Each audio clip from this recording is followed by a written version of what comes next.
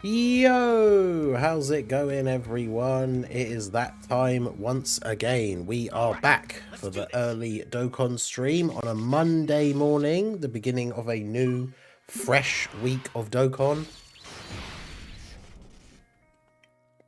How's everybody doing today? I know for some of you it's probably still late Sunday night, but close enough, especially if it's after midnight. I guess it's technically Monday. So, we are back with a brand new week. So we got the big live stream reveal tomorrow. I say live stream, it's a premiere, but it's kind of the same thing. But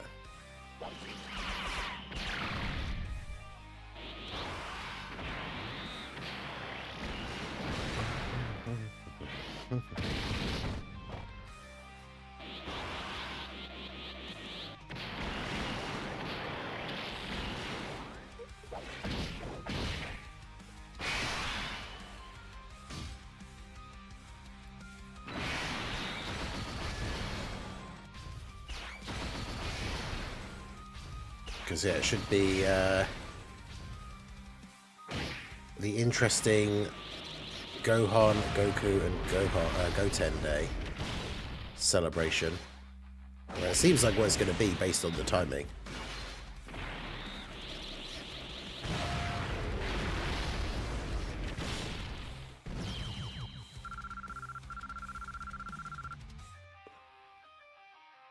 And I think given everything that's happened with the crossover celebration, the fact that we got one summonable LR, I feel like there's got to be a banner, right?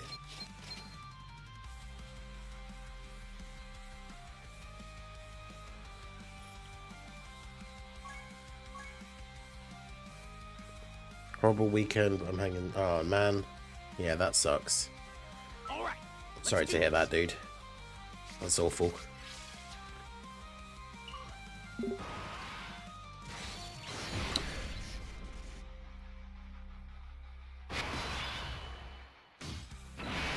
On a lighter note, Tech Bardock will most likely EZA. Yeah, it's got to be, right? Like, he's got to be. He's one of the oldest Dokkan Fests without one now. I'm trying to think, is it the Dokkan Stats page that has the thing of, like, who the oldest characters are and, like, what characters came out on this day and all that kind of stuff? Like,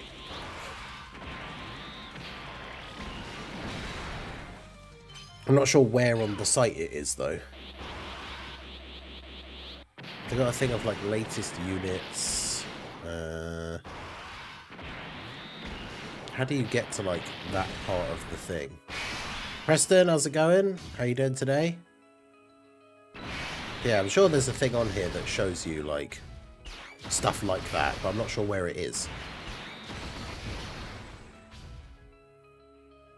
Because that would be something that would be cool to check, like, for a video. Because obviously the Xenoverse characters, especially physical Xenotrunks, were, like, the oldest characters that didn't have an EZA. Whereas now, I think the oldest one is in Turles. But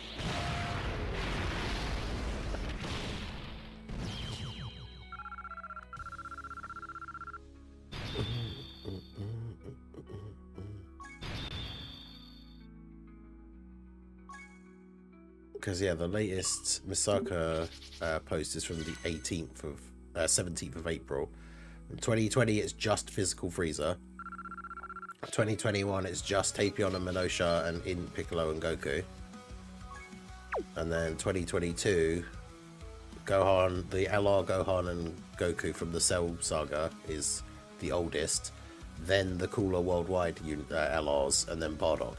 So Bardock is the oldest Dokkan Fest TUR that isn't the forever cursed physical Angel Frieza that doesn't have an EZA. So we all know Super Saiyan 3 is a 400 times boost. I actually can't remember what it is. Because apparently was it Super Saiyan 1 was supposed to be like 50 times. But I feel like that's just one of those things, like a lot of things along the way, that Toriyama forgot, or like just isn't really properly power scale. Like it's not, it's not quite that cut and dry anymore because he kept like changing a bunch of different things and stuff. Yeah, I put these random, like, unawakened versions of the heroes' characters on this team for the Supreme Kai event, because I don't have any crossover characters that actually need to be link leveled anymore.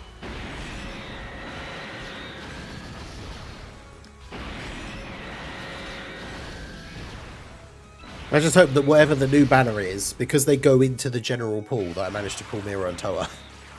I know they're going to be one of those banner units that takes me like forever to pull now.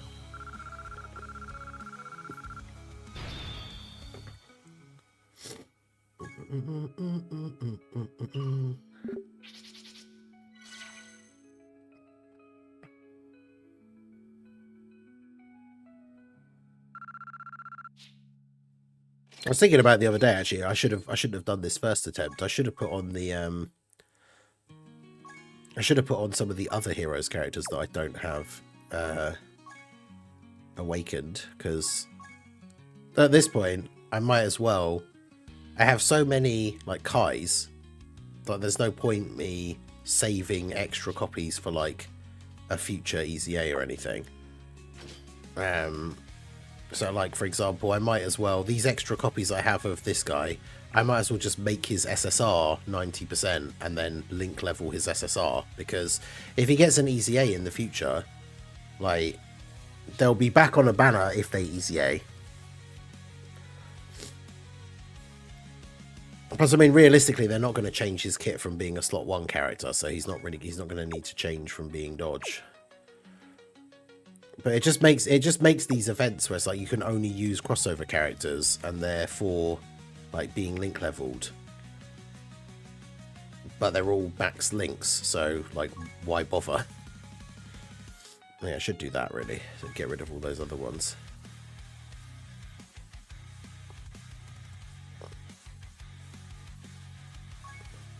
Could link level the random SR Supreme Kai of Time, who doesn't have a awakening or anything. Alright, let's do this. Gotenks didn't defuse, or Buhan could refuse Gotenks. Would Vegito have to go beyond Super Vegito? Possibly Super Vegito 2. I'm not really sure how that works, because he absorbed him when he was already Super Saiyan 3, didn't he, Gotenks? And that's what made him stronger than Gohan.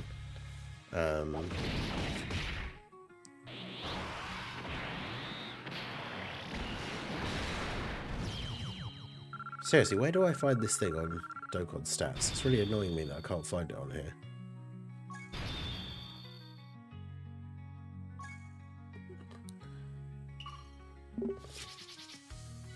Oh, there you go. It's under, okay, missing Super EZA / EZAs.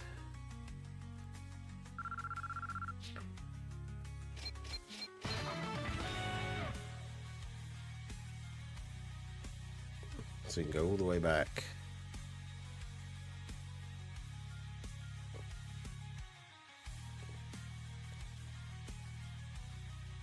Where's Interles? Surely he didn't come out after them, did he?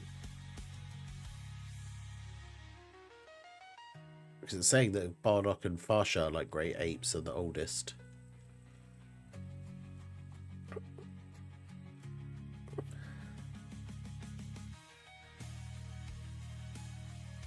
Oh, there you go. It was on Dokkan Fest only. Oh yeah, I remember saying this to them when they first posted about it. It said Dokkan Fest only, but characters that weren't Dokkan Fests were showing up.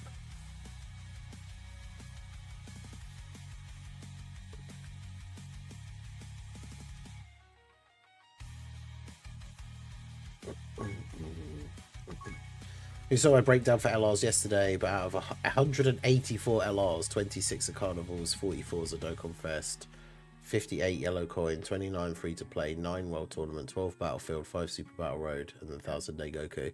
That's pretty cool. Alright, let's do this. It's like a cool breakdown of it. But yeah, so Turles is the oldest character that doesn't have an EZA, who was released on the 12th of December 2016. On Global. I should probably change it to JP. So it was released on the 18th of August 2016. Although they haven't updated the website, because Physical Xeno Trunks still shows as one of the characters that doesn't have an EZA. So it's, yeah, Interles is now the oldest character without an EZA, and then it's the Arale characters, but obviously they're probably not going to come back or EZA at any point.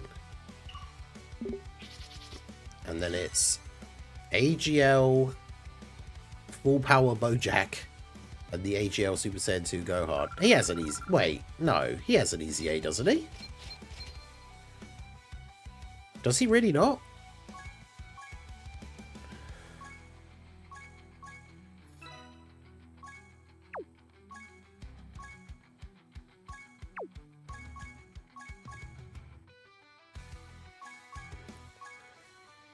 Oh, no, he really doesn't. Okay. Damn. Yeah, this guy came out in 2017 and he doesn't have an EZA.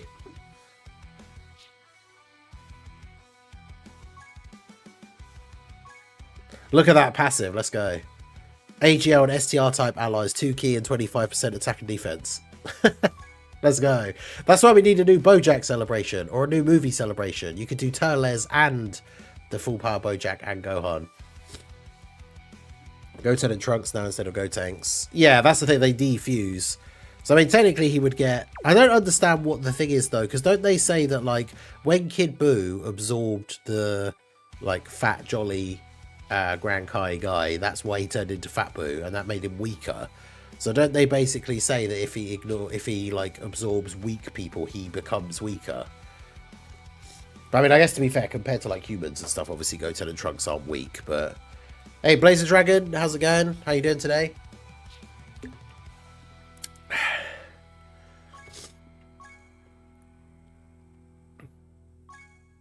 But yeah, let's get a lot of dailies done here. We've got to do a run through of the... I say run through, it's only the 3 stages. Run through of the battlefield to get the... this week's rewards.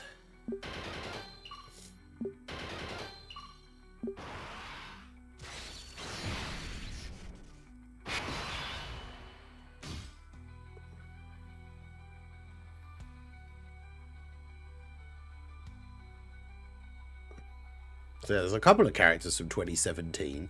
There's that STR Super Saiyan 3 GT Vegeta, who didn't EZA during GDC with all the other GT characters, because technically he's not from GT, even though he's the GT Vegeta.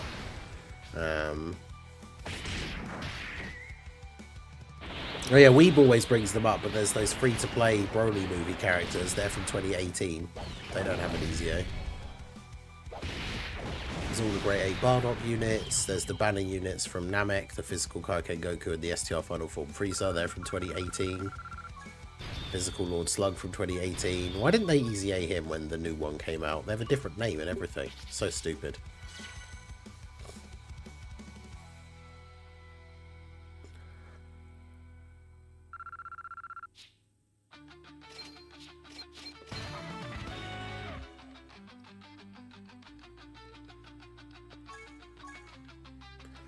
Goten and Trunks are around, I think, like Full Power Frieza.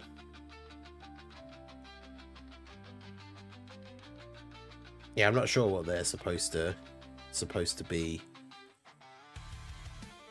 It's funny though, I see people like, I've seen shorts and stuff like that before of like Super Saiyan Goten would have defeated Frieza on Namek and stuff. But that's the thing, is that's why a lot of the time you can tell Toriyama doesn't like really think about power scaling and stuff, especially when it comes to doing things that then you're comparing, like we're then comparing to things from previous events.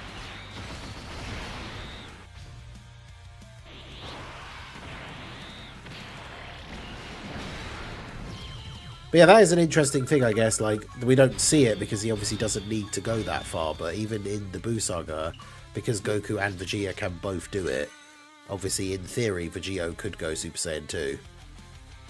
I'm kind of surprised we've never seen like a what if Super Saiyan 2 Vegeta.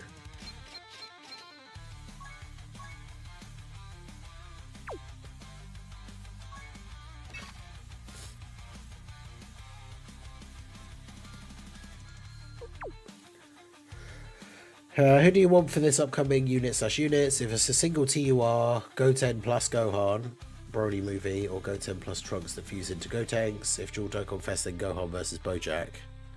I could see Gohan versus Bojack actually fitting the theme because obviously Goku does show up to like save Gohan. The problem is, I mean, I guess it doesn't matter 100%, but the fact that Goten obviously doesn't exist then because Gohan's still a kid. If the celebration is going to be for Goku, Gohan, and Goten Day, I feel like it has to be something from the Buu Saga onwards, right? So that Goten and Gohan are both still around. So, but yeah, would they go back to the Broly movie one again? I don't know. Dokkan original would be kind of cool, but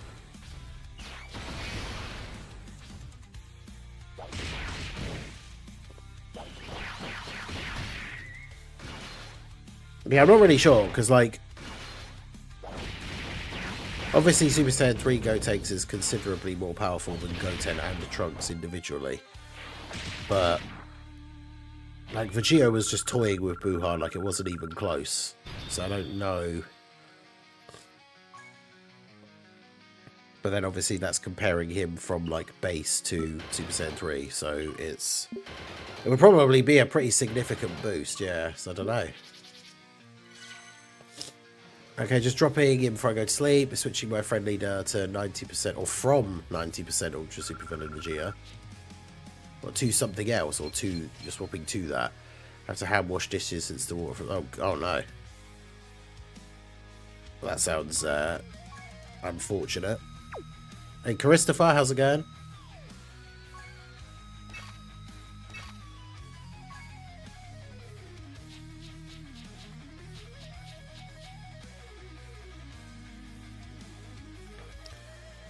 All right, let's do this.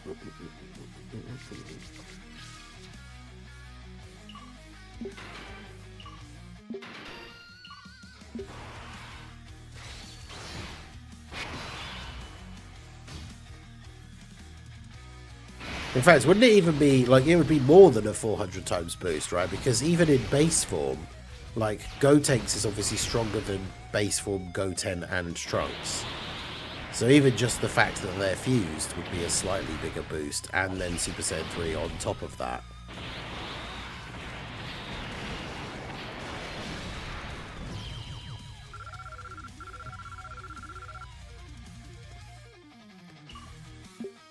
They give him some really, like, yeah, make it as a what if dual Dokkan Fest and give him a really stupid name where it's like Buhan Tanks or something.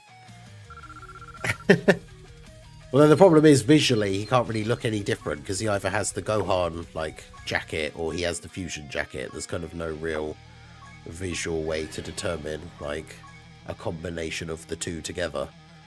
All right, let's do this. The producer layer is tomorrow. Well, technically it's tomorrow for me, but it's because obviously it's less than 24 hours from now, so I guess it depends what day it is in your time zone. But the producer layer thing is in like 20 hours. So it's at 4 o'clock in the morning for me. Woo, yay. I can't wait to get up at like 3:30 a.m. tomorrow morning so I can check it out. I'm going to, though. We will be live for it.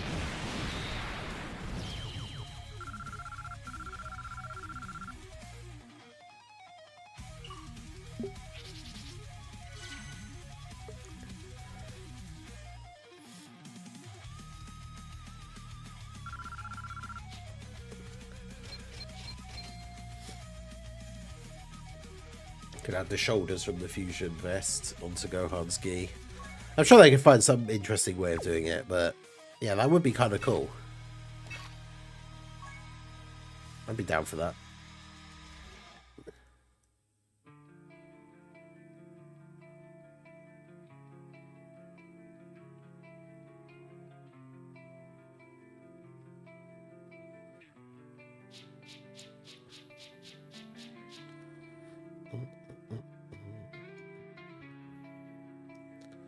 All right, let's do this.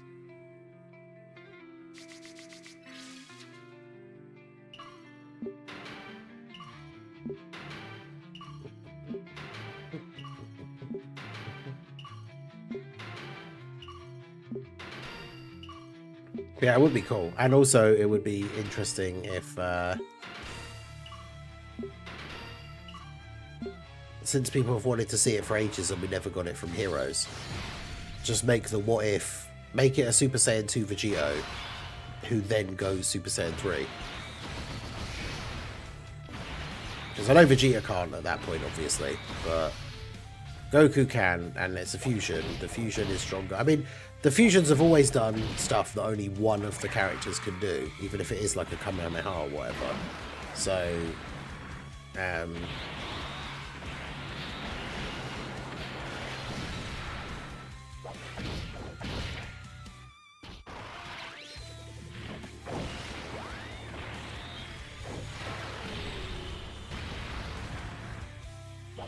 we got to do something about the link skill orbs, either make it a bi-weekly thing or at boost so you get more.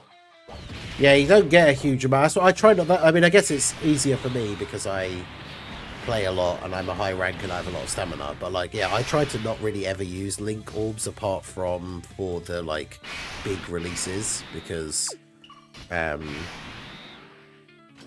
they're just like not exactly the easiest to get. Especially the large ones, so that's why I mainly just try and like, if I get a new premium character like a normal Dokkan Fest or something, I'll use the small and medium orbs to get them to all links 5 and then link level them from there.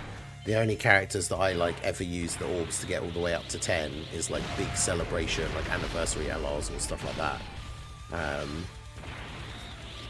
And I did it for God Vegeta because obviously after what I went through to get him and the fact that he'd already been out for a little while when I finally managed to pull him, I thought it was probably worth just getting him to all links level 10 like straight away.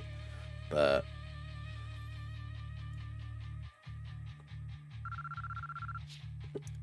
just on my first multi on the God Vegeta banner and Goku got a Goku Black Rift. This guy, I had to go all the way, well, I had to go all the way to pity, but then I pulled 2 copies, like, literally 2 multis before the pity, so. Look at this guy over here.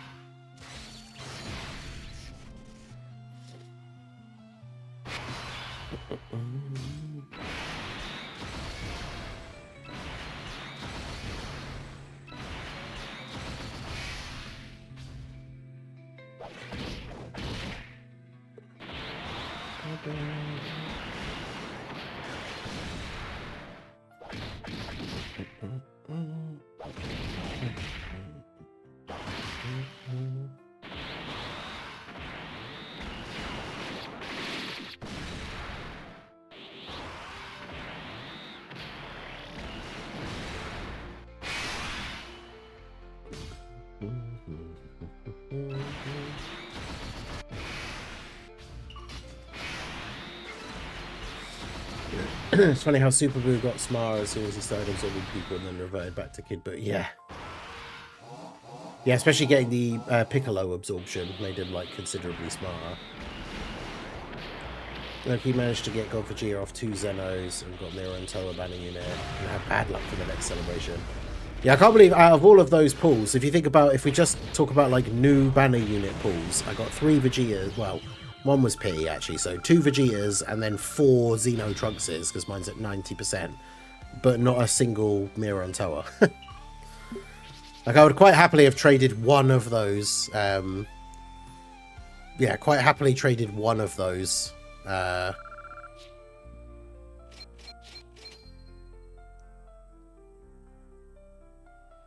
Vegeta Xeno Trunkses for a copy of Mira and Toa, just to have all the banner units for the team. I mean, obviously you could run the team as it is anyway because of all the Xenoverse EZAs, so you don't need to have all of the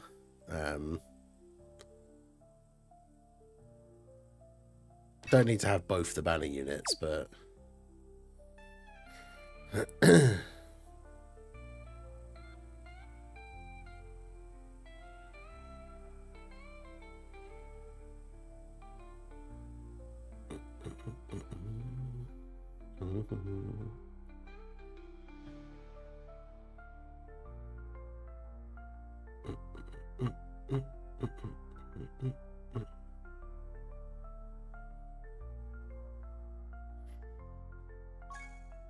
Okay, so that's those done. I forgot to, because all of these things I forget, like the Pan thing and the orb thing. They used to be, I don't know if they were originally Saturday and then I missed a day, and then for me they were Sunday because they're like once a week, and then I eventually after multiple weeks missed a Sunday, so now they're Monday.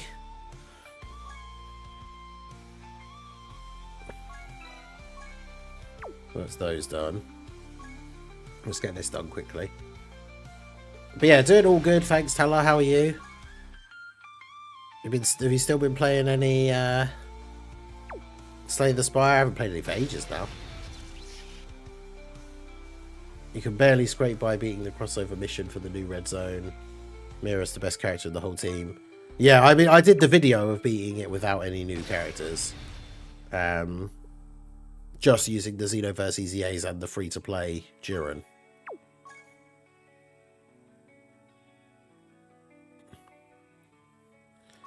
In fact, did I put the crossover TURs in the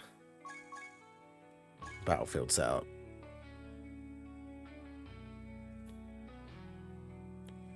Yeah, I think so. Yeah.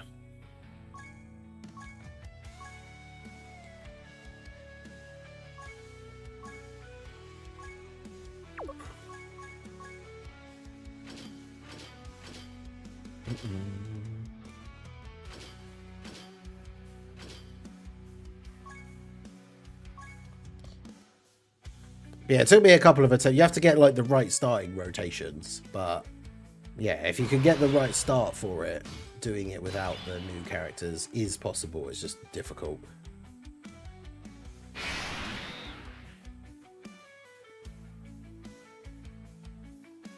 Yeah, I did it with the Demigra leader as well, so it's like all types 90%.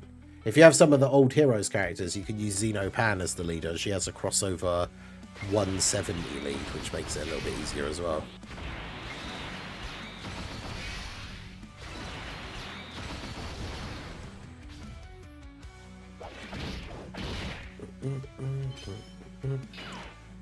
I'm assuming you'll be dropping a video about the producer layer, then going back to... Yeah, mate. Well, I don't know, at that point I'm not sure, because it's like, if I'm up that early, I'll probably try and go to bed a little bit earlier tonight, and then, yeah, get up super early tomorrow. The producer layer's at 4.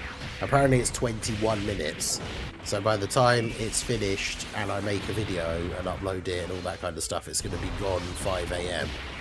At that point, if I can get back to sleep, I don't even be going back to bed for like a couple of hours, but we'll see. Imagine a tag UI and Beast go hard. Dude, I didn't even think about that, but like, considering, I know it's manga only, so I guess, well, no, technically, them like sparring against each other is manga only, but obviously Beast Gohan exists and is in Dokkan. Whitehead UI Goku exists and is in Dokkan. So, dude, that would be so cool.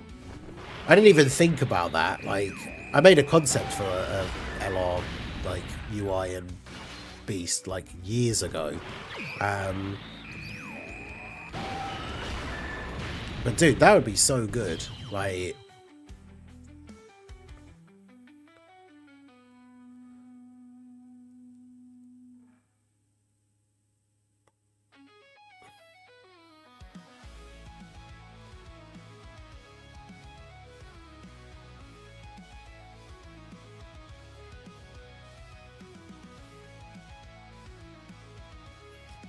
yeah, imagine if that, like, as if, like, they follow the trend of, like, I have a theory it could be a summonable LR. Because rather than doing a dual Dokkan Fest for one big Golden Week celebration and then a Part 2 Carnival LR, I could see that being replaced with just 2 separate release single LRs. So, yeah, imagine they do LR, Tag UI, and Beast Gohan. That would be... Yeah, I can't believe I forgot, because that's like a unit that we talked about, like, years ago being a thing. And it's something I haven't thought about for so long. But that would be awesome. Haven't played in a while. Weekend just passed. Mega meet up. Just my school. Her King is Ray. That's pretty cool. That sounds good. Nice weather as well. Nice.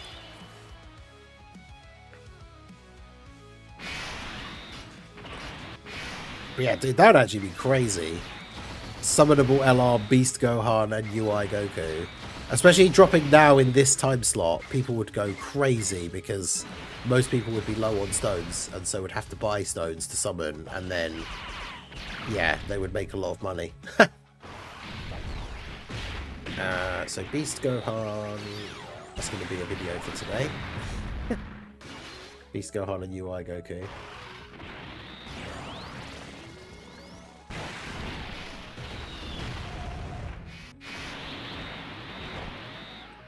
Yeah, imagine them as like a reversible exchange character.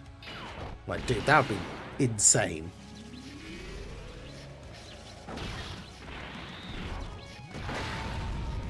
Reversible exchange, LR, Beast Gohan, and UI Goku.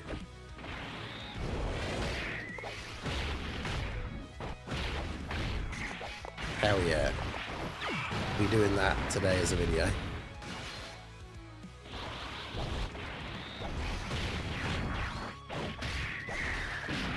Yeah, I don't like. Yeah, imagine they made them the best unit in the game. I can see long-time players re-rolling. I don't necessarily think so. I think with Dokkan, if you've been playing it for a long time and you know how the game works, and you kind of know how gacha games work in general and stuff, you think about all the things we have now with the ranking and power level and all this kind of stuff. Like, even if a unit comes out that you really, really want, it's just 1,000,000% like not worth re-rolling. Like, it hasn't been for years, I think, but when you think about my account, I'm like rank 1,224 with a power level of nearly 8 million, or is it nearly 9 million now? Like, re-rolling would be like the worst thing, like having to start all over again. Even if you have the best unit in the game in your account, like having to start all over again would be horrible.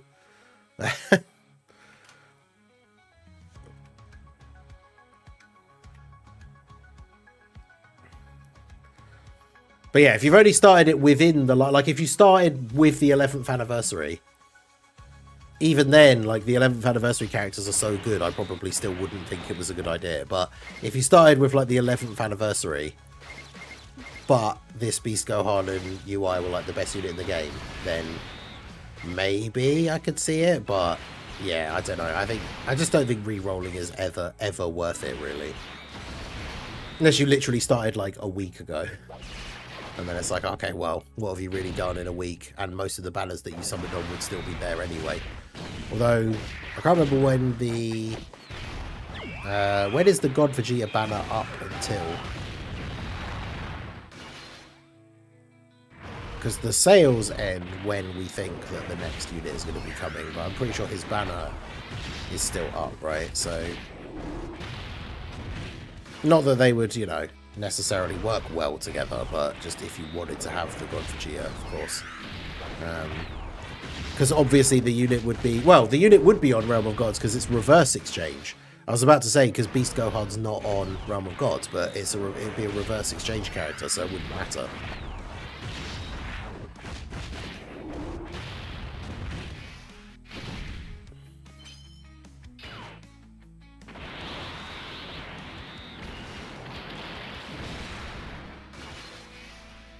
Could you imagine, like, all the crazy stuff? Like, I know people want to see, like, the future Gohan and Goku, Father-Son Kamehameha, like, from Xenoverse and stuff.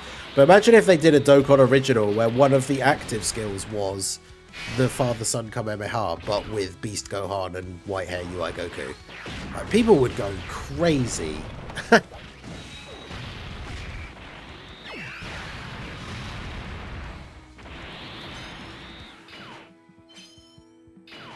I think it might actually be like the most hype release ever in the game. Maybe. I mean, I know the Broly movie stuff, when it very first came out, like, people just went wild for it, but... yeah, dude, that would be insane.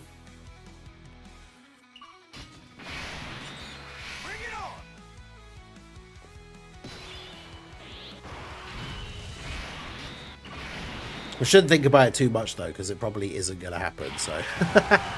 Power level gives you a bunch of bonuses for certain things, right? So once you get above, is it 3.5 million? You don't get any extra boosts. So anything after that is basically just a flex. But power level gives you stuff like being able to do an extra attempt on limited attempt events. So like the fact that I can do the turtle training thing twice instead of just once.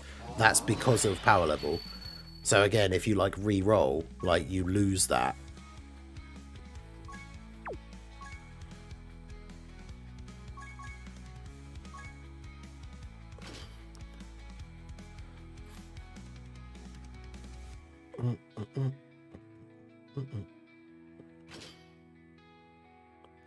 The only annoying thing about Battlefield is you have to have a sub-leader that actually gives the right leader skill. It folds. Hey, shout out to Aaron for the $2 super chat. Hi everyone, can't stay long. It's 2 a.m. Hey, no worries, my dude. I appreciate you.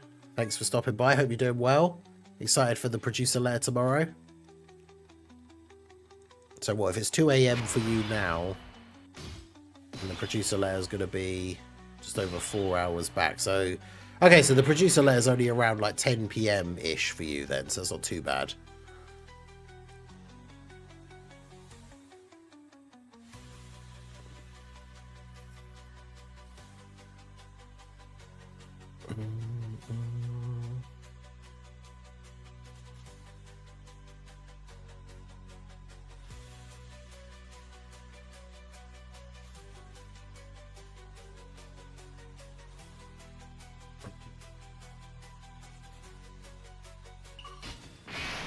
Alright, so I started off with a no slot 1 units on the rotation.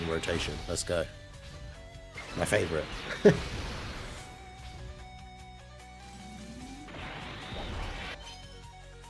But Miro, being the absolute GOAT that he is, just dodged. Hell yeah. Yeah, I just have to remember that when I put the legendary character coming thing on the thumbnail, I have to put a question mark, because otherwise people get mad.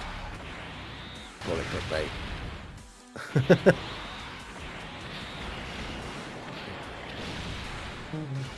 Epic can keep expanding the power level bonuses. Yeah, that's the big thing. Now that they've increased the rank, like the maximum rank thing, I feel like one of the next things they probably should do is change the max power level boost, because yeah, like the max boost just isn't. The fact that it's 3.5 million, I guess, like there are people that, you know, aren't at that point yet who probably wouldn't like it to go up to being something even higher, but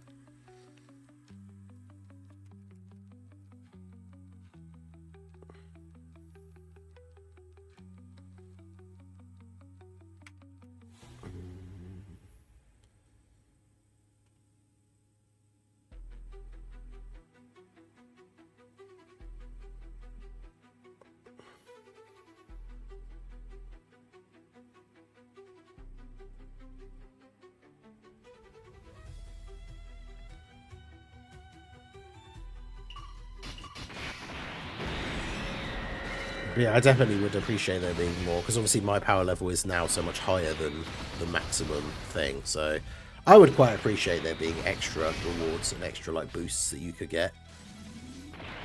I spent 6 hours playing Water Park Simulator while hungover. I think if it's the same one, I think it's Little Blue has it. I can't remember if it's the one. I think it is, when she was playing it. Like, you can see on Steam, obviously, like other people you know that have it, and you were playing it at some point. I think it's the same one.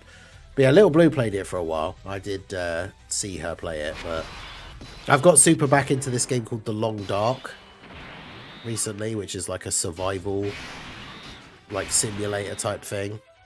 I might do a stream of it just to see how the stream does once we finish Detroit Become Human, because it's a game I don't know about, like with those simulator sort of cozy games where you're just doing sort of like menial tasks over and over again. It's one of those games where I find it really fun. Like I could literally just sit and play it for like 4 hours straight, but I don't know if it's like a fun game to watch somebody play. I mean, I guess the thing is we'd have to make it fun. So like if people, as long as people like, you know, the usual, the regulars and stuff, if people came to the stream and we had a bunch of stuff to like actually chat about and stuff, could probably still be fun. But yeah, I don't know if it's the best like stream game, but I really like it. I got super back into it. I haven't played it for a couple of years, and I was talking to Sister Ningen about it because we both used to play it a lot back in the day, and so I started playing it again. And they've added a bunch of new stuff in that wasn't in before, like a bunch of extra food items and ingredients you can find to like make different food and stuff. Like, it's very cool. I really like it. So like I said, it's a super fun game to just sit and play for hours on end, but I don't know how good of a game it is to like watch somebody play. So I don't know, but in fact I should put the second channel link in the chat, because we'll be playing some more Detroit Become Human tonight. I might finish it tonight. That's why I put TBD on the schedule for like the rest of the week, because I'm not 100% sure what I'll be doing, but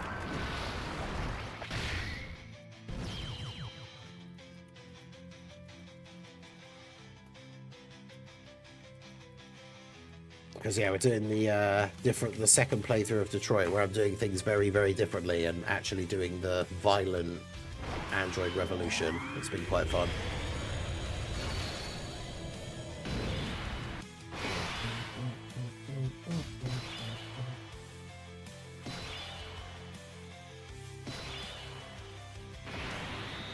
It's going to be 1 PM. Yeah, that's a good time. Xenoverse 2 Rosé Legends is the most beautiful art I've ever seen. Does look very cool.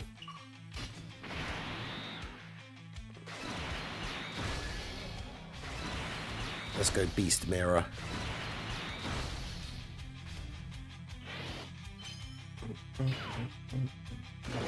$60 million? I guess he has the attack support from Trunks, but this is with a banner unit. The other leader for this team is only a 170.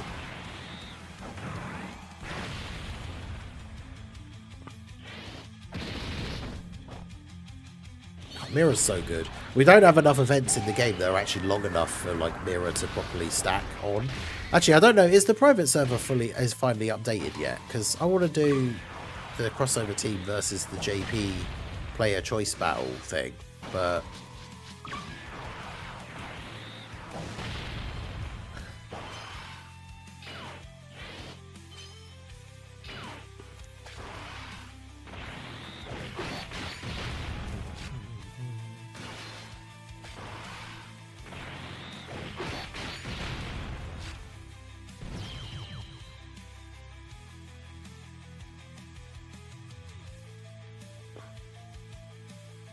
I genuinely don't think it's actually been updated yet. Let me actually load it up and have a look.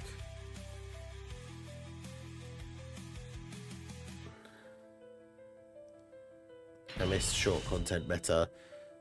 I feel like we're still in the short content meta for like the best, most powerful teams in the game. Like, I don't think any of the fights are that long anymore.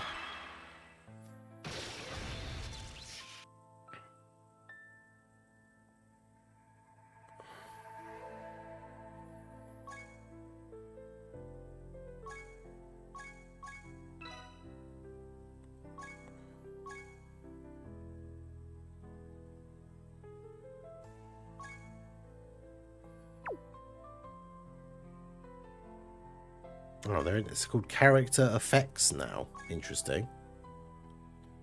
I never even looked at this tab before.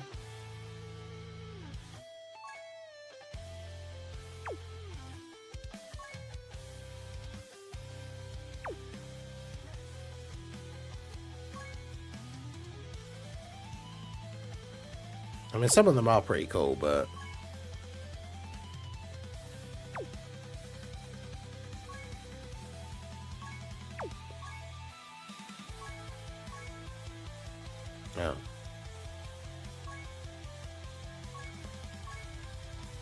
oh, can you not filter? I would have filtered it for characters who don't have one. Make sure that they all do have one.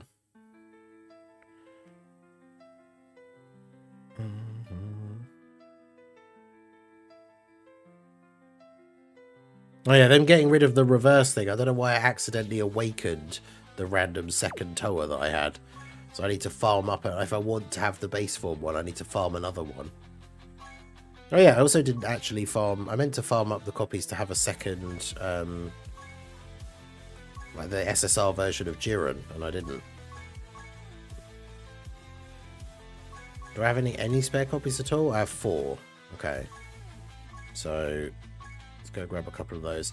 Yeah, burst mode seems to have become way easier. Like they just don't care about burst mode anymore, I guess, in terms of actually making it challenging.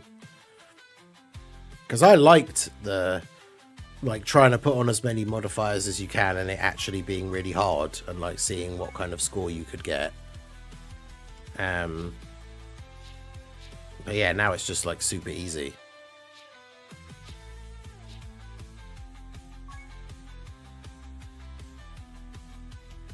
All right, let's do this. Which is a shame.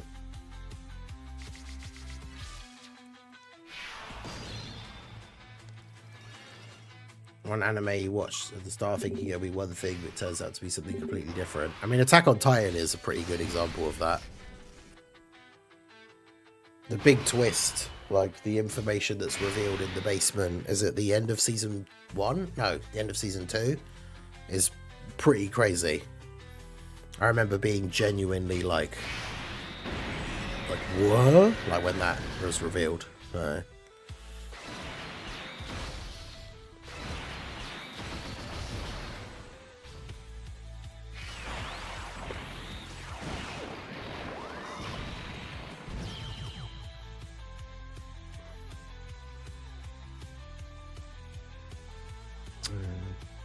Yeah, they're still not on there.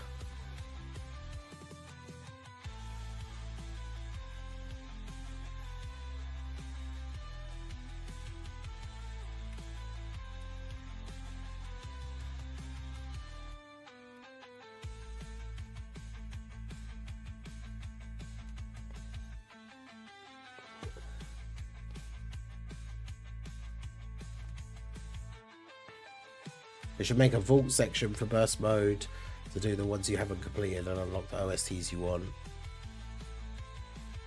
Take it easy, Blaze the Dragon. I appreciate you. Big question is, was Aaron wrong? I didn't actually finish the story.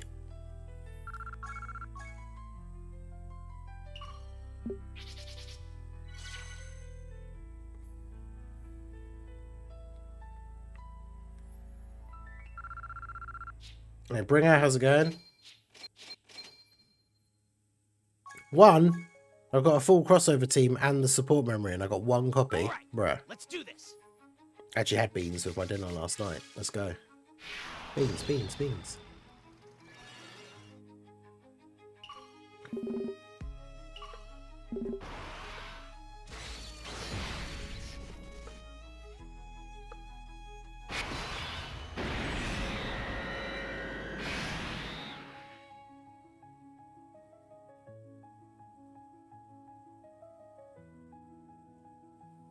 Oh,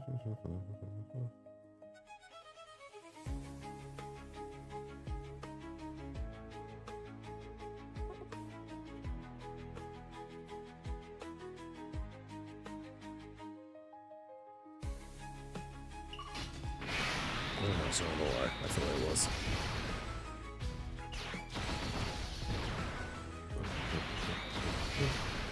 Because yeah, I missed a bunch of the stuff that happens like way later in the story, like how he sort of manipulates all of the goings on and like.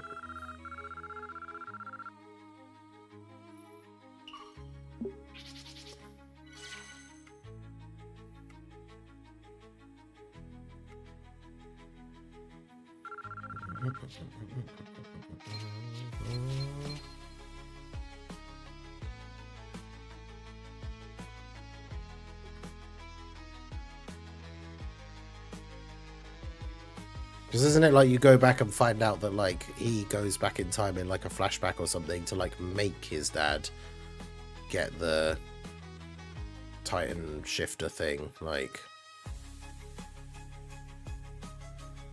I would say makes him, but like encourages him.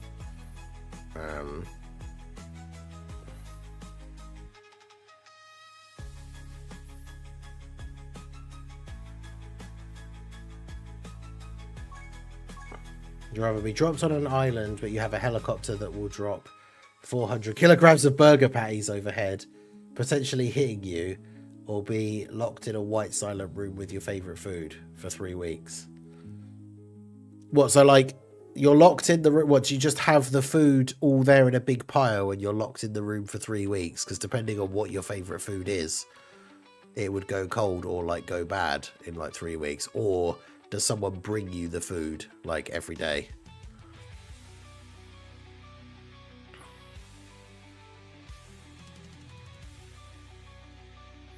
I mean, I don't really know why I'm asking. The white room thing would actually drive me crazy, because with my brain always having to be active, like doing something.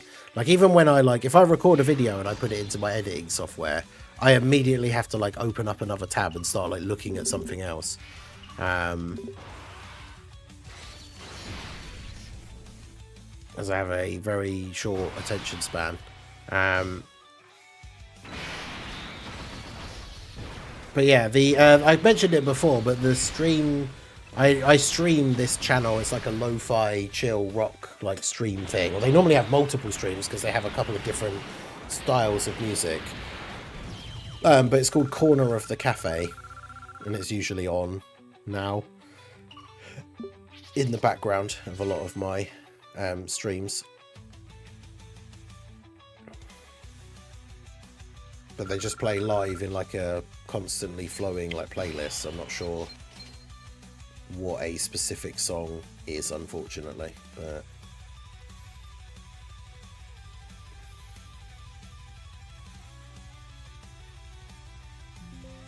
okay, yeah, that doesn't look good. I don't know if I went too many steps. I wanted to try and edit the background of this picture that I found, but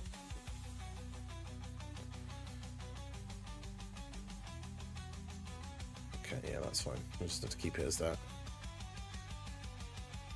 It would be brought and slid through a slot, but you don't see them or speak to them. But on the island, you'd have to catch the burgers from the sky.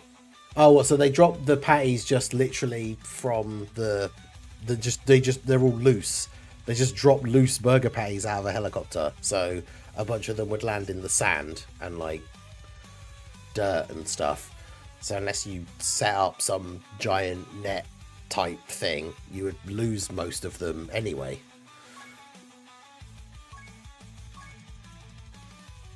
Hey, nice. 14 copies. There you go.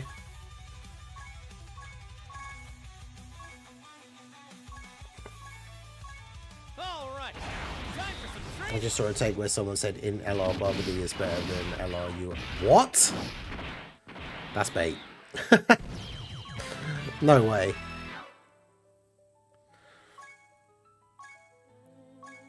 I mean, that's just... Huh? All right. You have to make your own bed with bugs and animals. You need to get your own drinking water. Yeah, I mean, that sounds pretty... Like, not only is it, like, one... Obviously, you could argue one is more uncomfortable than the other, but, like, the Desert Island one, you actually potentially would have difficulty even surviving. Like, if you can't make or find or produce somehow, if you don't have the knowledge of how to do so, like drinking water and stuff. Whereas at least the White Room one would be obviously boring, but you're being provided with food.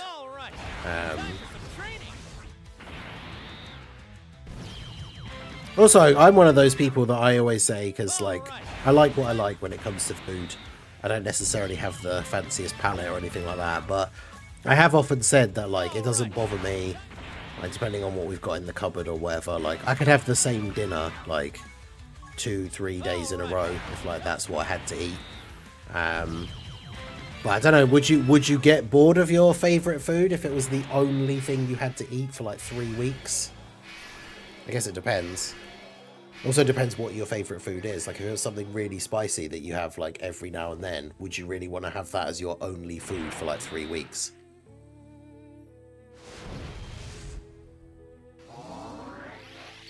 But yeah, that's the risk with the island, is like you could just end up dying because of...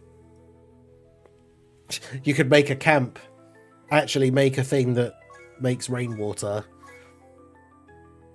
or purifies rainwater. What's the thing you do where it's like you make the sheet of like, well, actually you need to find a sheet of plastic, but like you make a thing that will then get like collect condensation or whatever.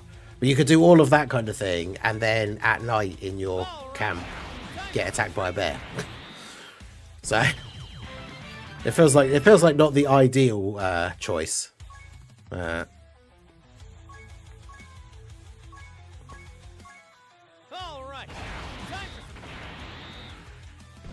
Yeah, I have no idea what song it is. It doesn't tell you on the list. It's just like a live stream. Sorry, that's what I meant to say. Like, it's a live. It's basically the channel is like live, like a radio station. So it doesn't have a thing that tells you like what the songs are or anything. It just plays like random songs. It's kind of like listening to the radio, like back in the day. Like if you turned on the radio and a song was on and you liked it, and then when it ends, obviously they do normally do that, but if the host wasn't like, that was this song and now we're playing this song, and they just went straight into the next one, like you'd have no way of knowing, which is kind of annoying because, yeah, like if you do like any of the songs in particular, unless you literally look, because they do have the names up on the screen.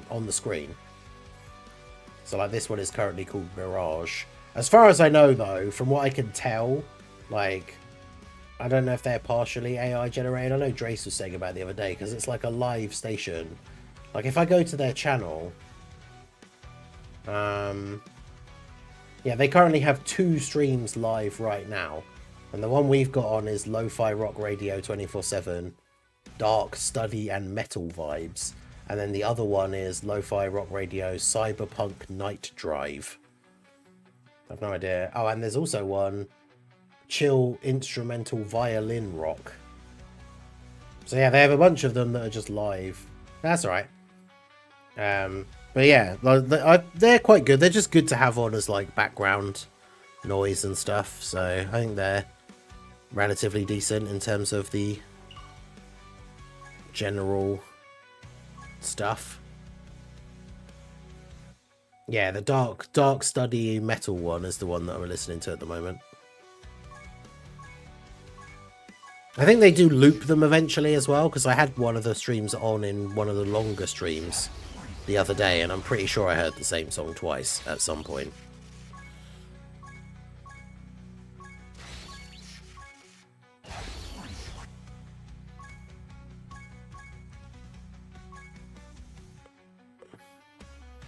You are free to play SSR Jiren for no other reason than having another random link level fodder character to link level.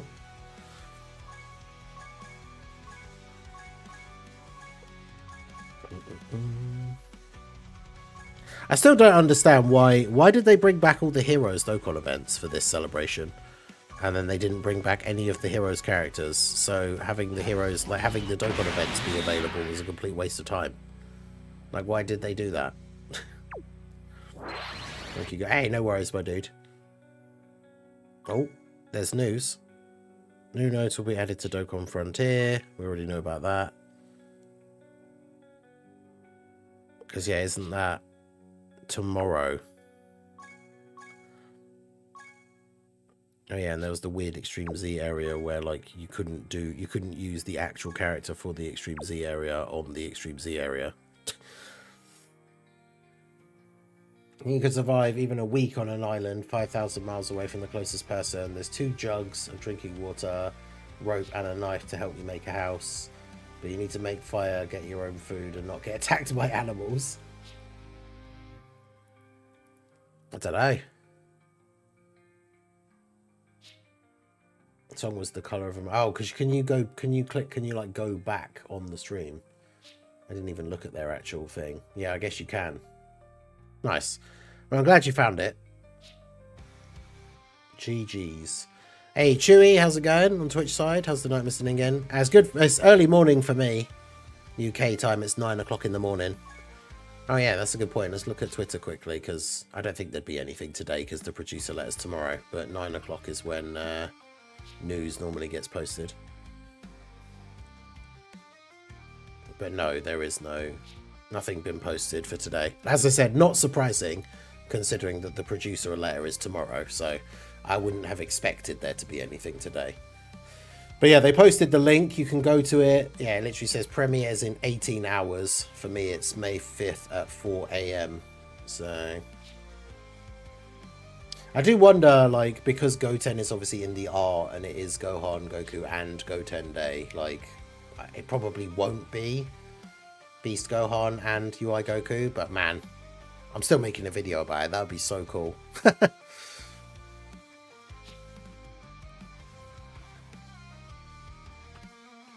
I'd love to see that. Because yeah, I'll get up the I'll bring up Beast Gohan and Whitehair UI Goku, and we can have a look in the video at like what their categories and all that would be. Because man, that'd be so good. Time zones do exist. I forget sometimes. Whereas like when I start my streams and it's like, hey everyone, here we are live on a Monday morning, and then it's like, oh, but for some of you, I guess it's still Sunday night. So yeah, I have to remember that too sometimes.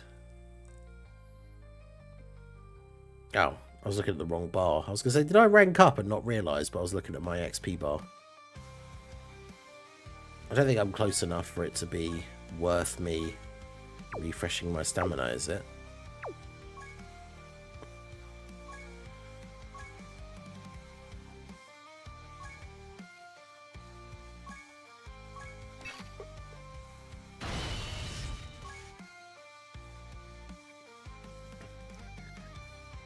LR got Goku and LR Beerus with the new show coming out. Yeah, I think so. EZA with the unit or EZA about a week later. Bear in mind that we probably have to the end of May, or probably have the end of May Dokkan Fest.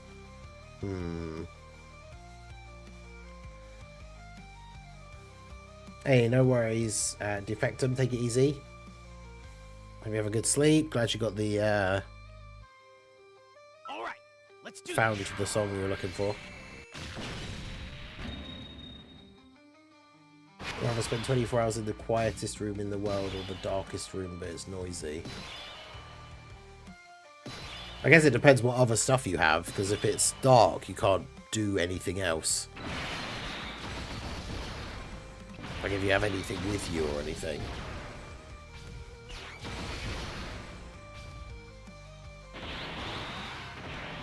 Hey, Anto, how's it going? Beans, beans, beans.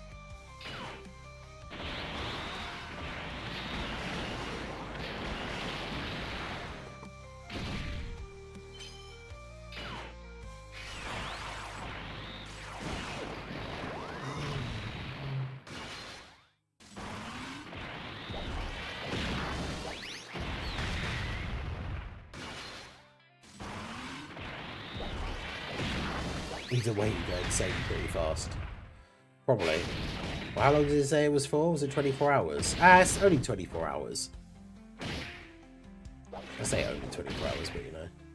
Darkest room in the world, but it's noisy. I mean, I guess if it's 24 hours in the quietest room in the world, you could just go to sleep. Whereas if it was noisy, you couldn't. Like, if I knew in advance I was doing it, I would just stay up for, like, days in a row and without sleeping, and then go into the room that was completely silent, and then just fall asleep for, like, 10 hours.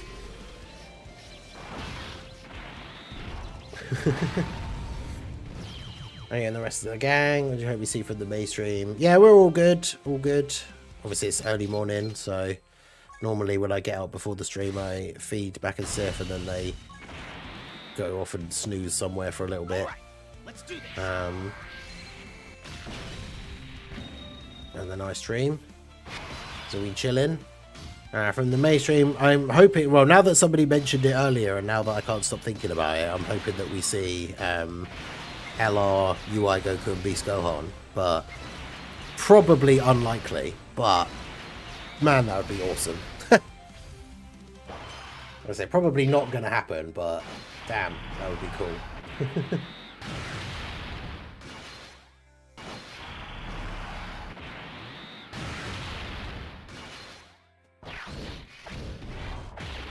Let's get Beast going up here, and then let's get Ultra Instinct Goku up as well. Use the white hair LR one.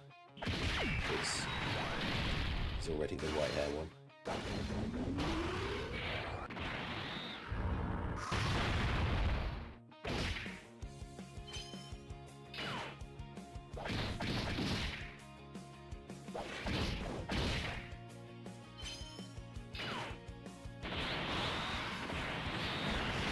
Oh, really? No one has been able to spend 24 hours in the quietest room. There is one, and a guy has like 1 million for anyone who can do it, but it hasn't been done. Yeah, I guess that's true. Yeah. You can hear everything, yeah.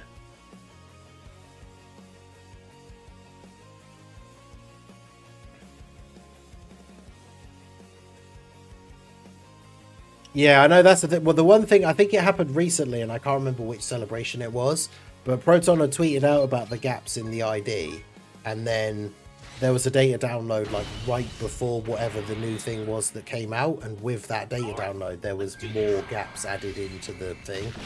So I think it's one of those things where it's not always like 100%.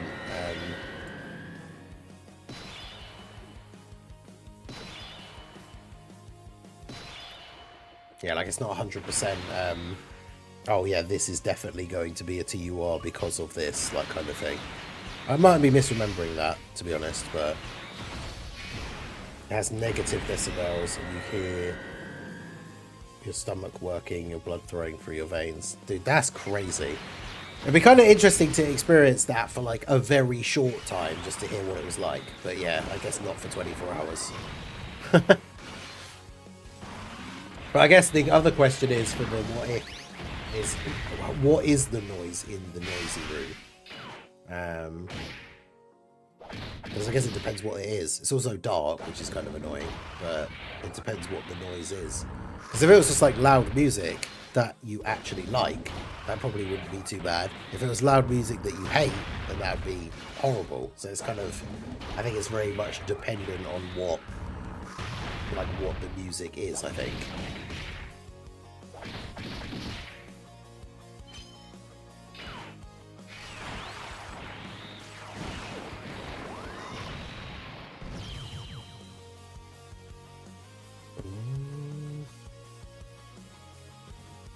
Only lasted a few minutes or to an hour. Damn.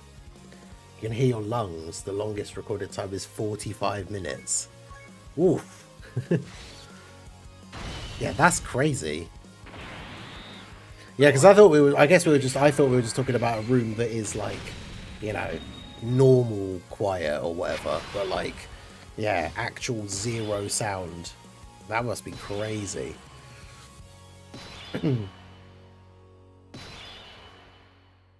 Yeah, shout out to Little Blue in the chat. Let's get to see those little blue W's. But yeah, that would be so weird. Like I say, I kind of would like to experience it for like, you know, 5 minutes just to see how weird it is. But yeah, maybe not 24 hours then. That sounds... well, I mean, as from what you were saying, like, it sounds impossible, but damn.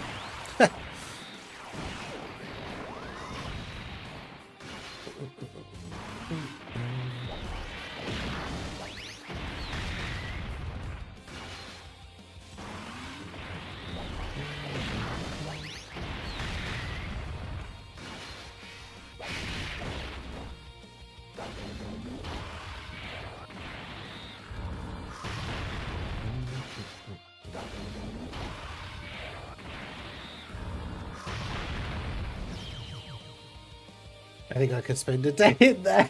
I don't know about that.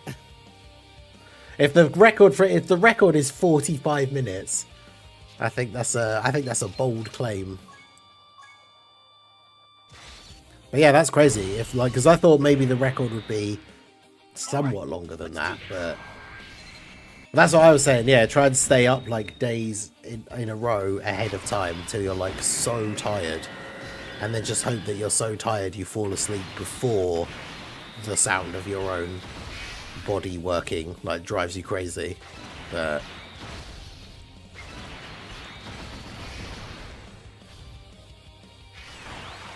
yeah, that must be so weird.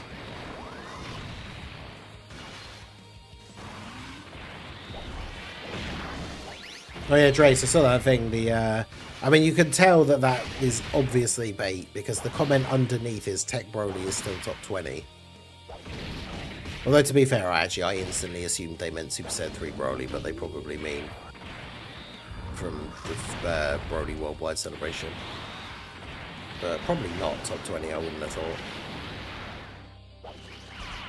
Preston, how's it going? Welcome back.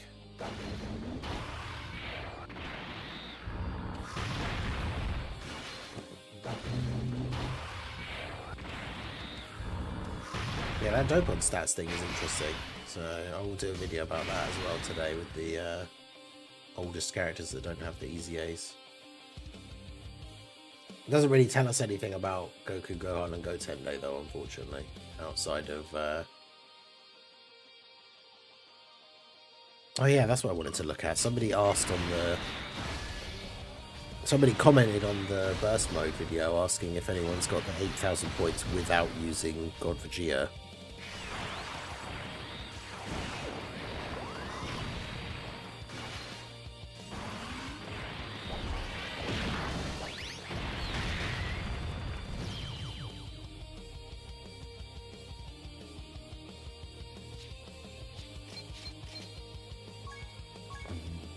I ended up spending, so those silver stones, I ended up spending basically all of them just to get copies of like AGL Xeno Super Saiyan Trunks, just to fix his hidden potential. And I think the physical one, because obviously I had them all rainbowed, so I didn't need extra copies of them to actually get them to be rainbowed or anything. But yeah, I think I ended up getting like, because he has like 70% crit. And my AGL Xeno Trunks had a fairly decent amount of crit, I think. So you basically used all of the copies to make him not have crit anymore.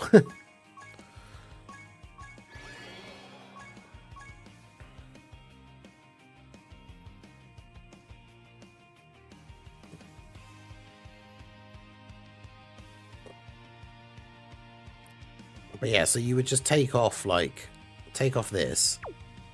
So the enemy doesn't get the 5,000% attack raise.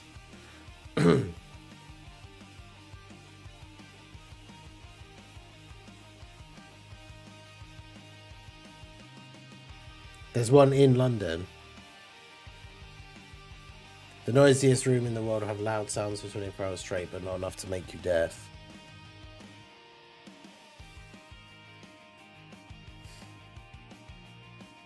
Yeah, Truth talking about dodge.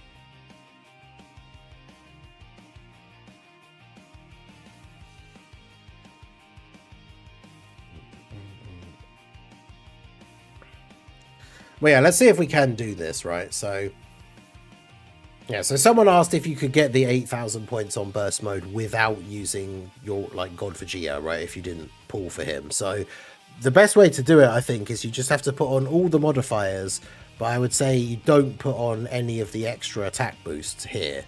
So, he still gets the 400% attack from here. And then... obviously from phase 3 he starts getting extra attack each turn, but that's the only extra attack power that he gets, and that gives you exactly 8,000 points.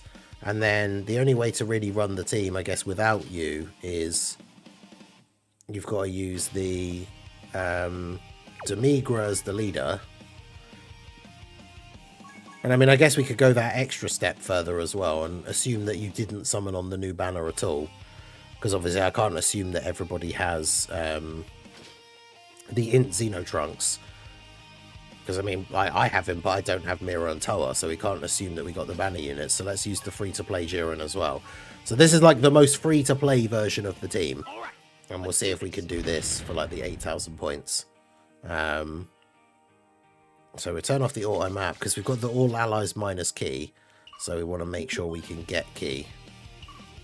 So do that. Do that. Just get as much key as we can.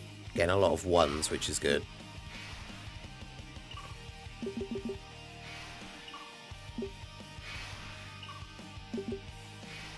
Alright, so we've got a lot of keys shared out, which is good.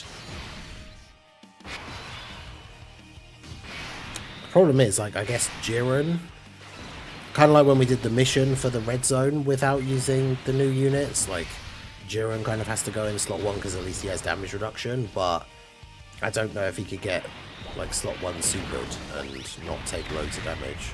First phase, we're fine.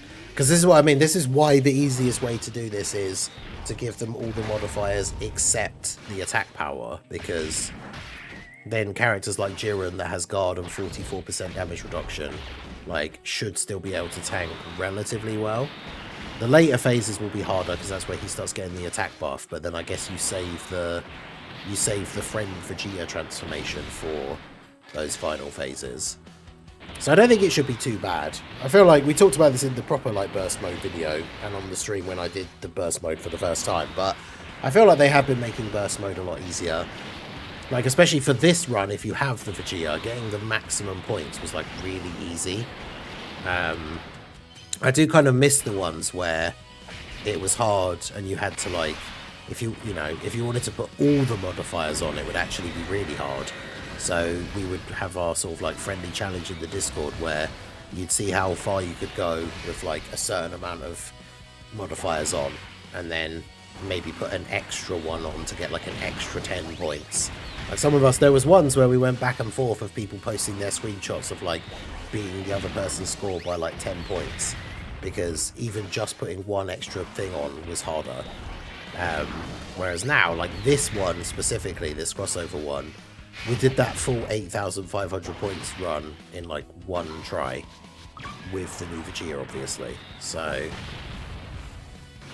I kind of missed that. Like, I think burst mode, there should be a balance where like the bare minimum missions, so like the 8,000 points to get all the missions and the Kais and stuff, that should be doable without it being too hard, so that even, you know, maybe not necessarily brand new players, but you don't have to be a super veteran player to be able to get like the 8,000 points. But then there should be enough modifiers and stuff to throw on that like going for the highest score possible is still actually hard, or like is actually a challenge. Because I feel like it just isn't. Right, well, Jiren's going to not be very good here in slot 1 in terms of attacking because we've got no key. Apparently we didn't get any key for this guy, which kind of sucks. Especially because he has the multi-turn support on his super attack, but he should hopefully get an additional by being in slot 3. Jiren gets the additional, so that's good. Good RNG will definitely be a factor in this as well. Like,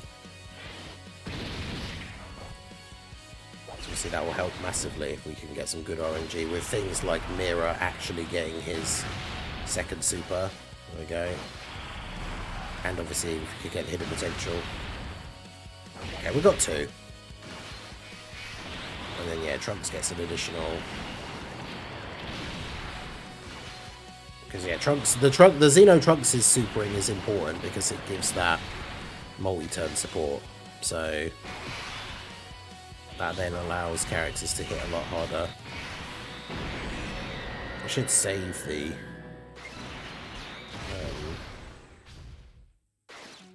Vegeta transformation, I think. So we'll do that.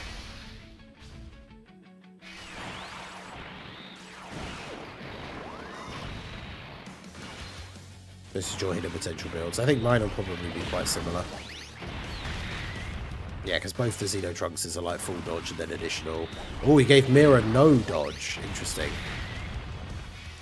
I gave mine a bit of dodge still, and he has had some clutch, like slot 1 dodges for me when I was trying to do that annoying mission of doing the crossover thing without Vegeta, but yeah, he definitely wants additional because of the fact that he's a stacker and he doesn't have that additional attack that has a great chance to become a super, like type wording. He just has the great chance to do a super, so if he misses that, you still want him to get the hidden potential additional as much as possible. So him having a decent amount of additional and hidden potential is good. Unfortunately, because the Martian Vegeta just came out, I didn't have any really good like god skill orbs left. So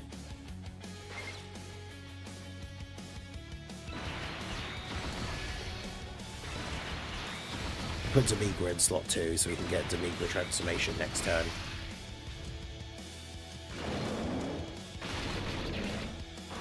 Even though it's one of the older, like, obviously it's not super crazy quality animation like some of the characters we have now, but I think Mira's super attack is really cool as well.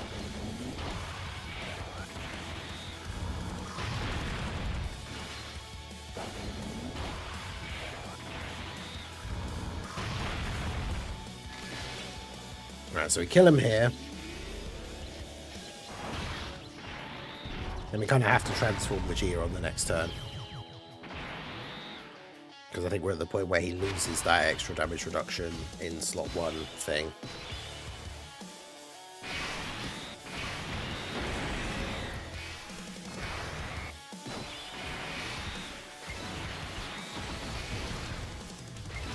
But yeah, he should absolutely crush him here, so... Although bear in mind, our leader is only 90%, so...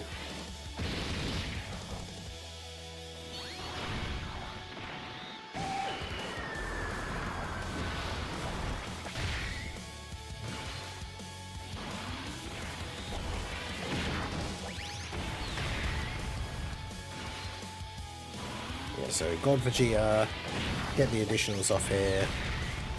Is he going to take him out in this one turn? Well, I think we'll take him out this one turn, even if it's not just Vegeta, because I would ideally not have wanted that, really, because getting the multi-turn buffs from the Xenotrunks' Super is pretty good, so when they don't actually get to Super, it's kind of annoying.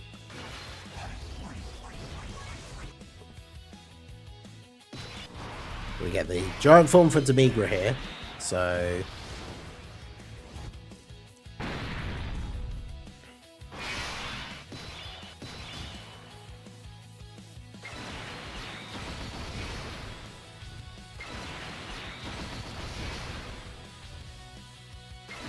do this because we might get the 2 turns.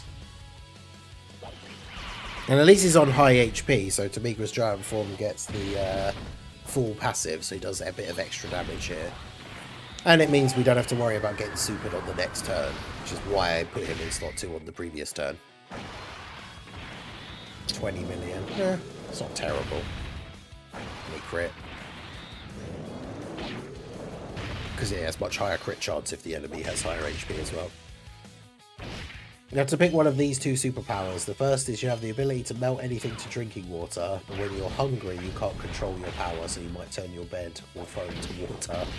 Or the second power is you hibernate, essentially you can't control it, but you'll fall asleep and then wake up 80 years later randomly still the same age. So, is it always 80 or is that just random? Because, I mean, yeah, that seems terrible, that every time you go to sleep you have absolutely no idea how long you'd be asleep for.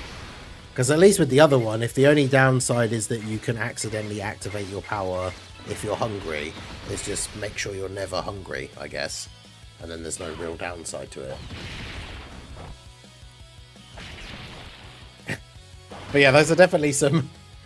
They've got to be in contention for 2 of the worst superpowers of all time. Even with the one, even without the hunger downside of the first one, it's still just you can turn anything into drinking water, which... I mean, unless you're having one of the scenarios from that previous What If where you're on like a desert island or something. Like, I can't think of a time in my day-to-day life where having the power to turn something into drinking water would be potentially helpful for me. Alright, so do that, and then do that. I mean, this should be GG, because even if we don't win this turn, then the next turn, God Vegeta should just crush him. Because, yeah, like, he can't super this turn, so Mira's got enough defense to be able to tank the normals easily enough. He's also giving Toa the buff, so Toa should hit decently hard on this turn as well.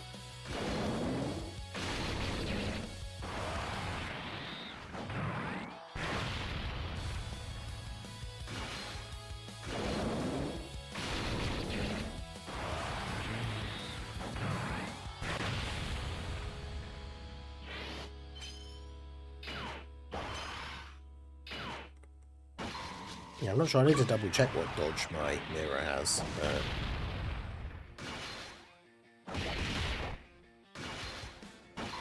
The normal, those 0 normal attacks. Let's go.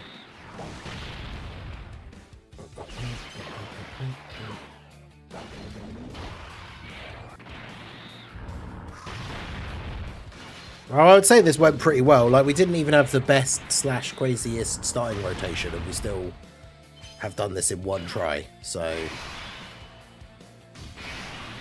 yeah, we'll just put you there. Grab those. Grab those. Grab those.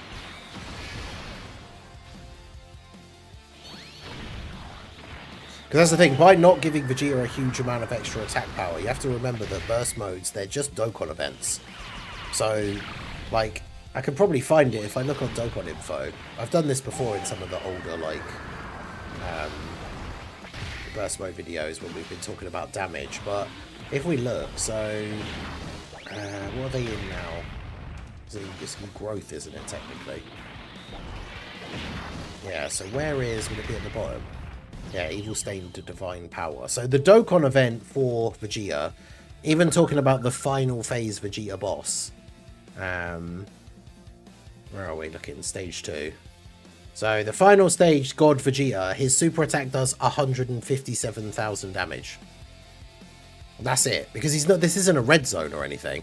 So he does 157,000 damage. That's it. Not even 1 million.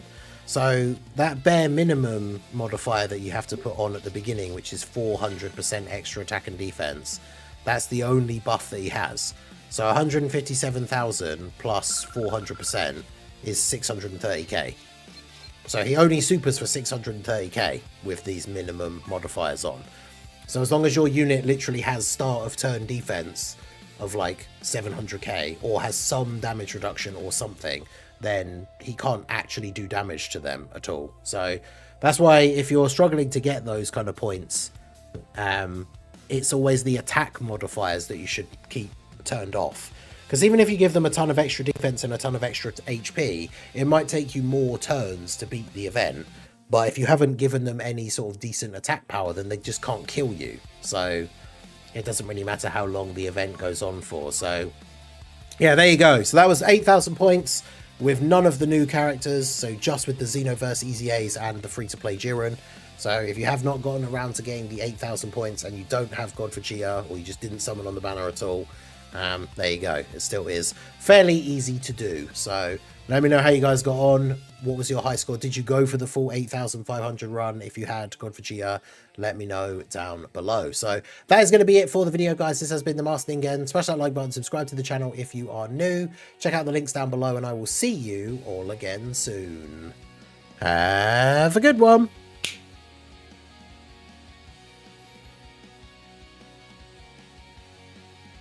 There you go. I thought I might as well make that into a bonus video for today. So, am I safe to spend my silver stone on 10 Kais? Oh yeah, let me have a look at my mirror again quickly. What did I give my mirror? Oh yeah, my mirror has no crit, because I'm pretty sure he has crit when he transforms, right? Or am I tripping? Double check. Mirror final form.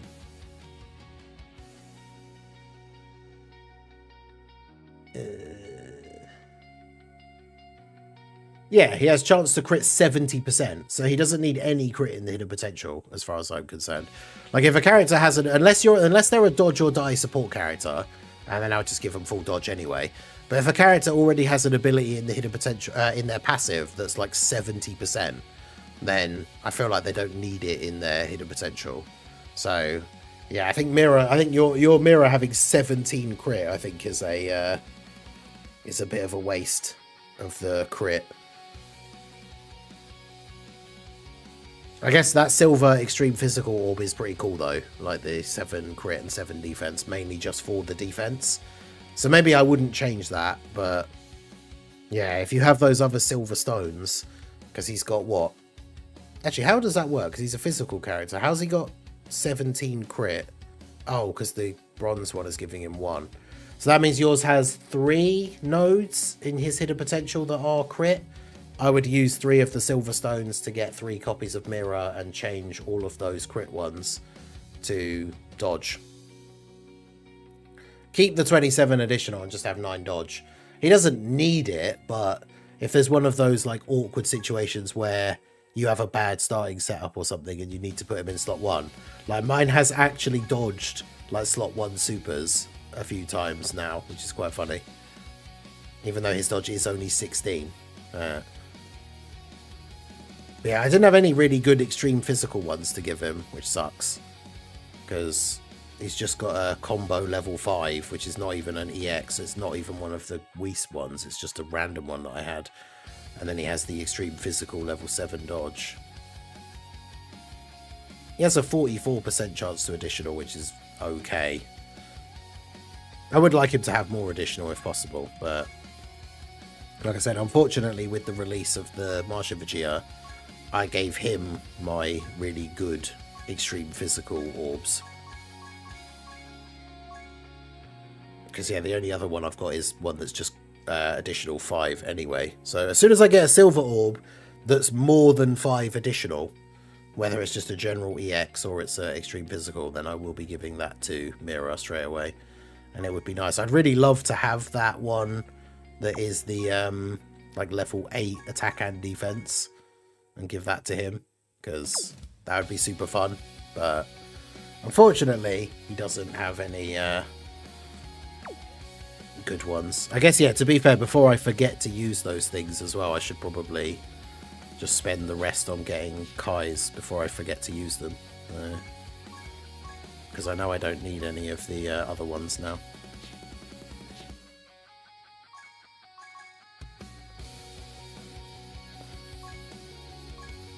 Get rid of those.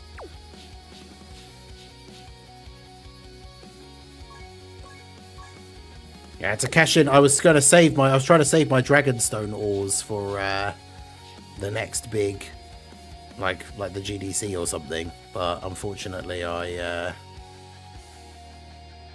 oh, hang on, are these crossover ones? Oh, nice. You can get 2 of those. Let's get those. What are the other ones? Are they going to be like Vegeta family or something? Earthbred fighters. Those are quite good. I should get those. They're not EX, but that's pretty good.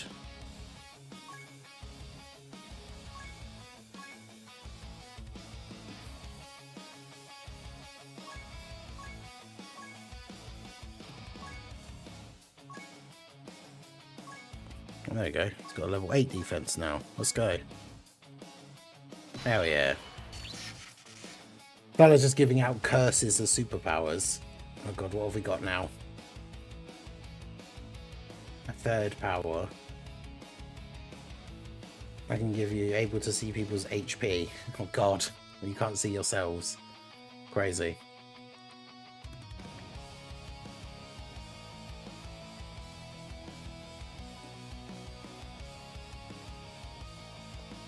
I mean, that's a very odd combination. So basically being immortal, sort of, because when you die you come back hours before and remember what happens. But I mean, I guess it depends what it is, because if you're dying of like old age or something, it doesn't really matter that you come back hours before and can remember what happened. Like, the same thing is still going to happen. It would save you from dying in like accidents and stuff, which is cool. But then the other one just sounds terrible. Like, speaking to animals is cool, but you can't speak to other people at all, because then you just sound like an animal. That sounds terrible. So you can never speak to another human again. I mean, I guess technically you can still, like, text people and, like, you know, DM them and stuff. But yeah, you can't ever, like, speak out loud to another person again. That's kind of crazy.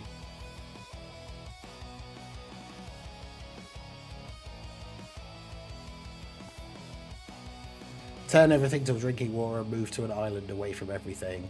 Yeah, but if you move to an island away from everything, but you don't have a sustainable food source, then you would fall victim to your downside to your power, where when you're hungry, your power accidentally goes off, so you turn like your bed or your house to water by accident. So you'd have to constantly have a accessible and renewable food source. Otherwise, yeah, your own power would just keep going off and screwing you over.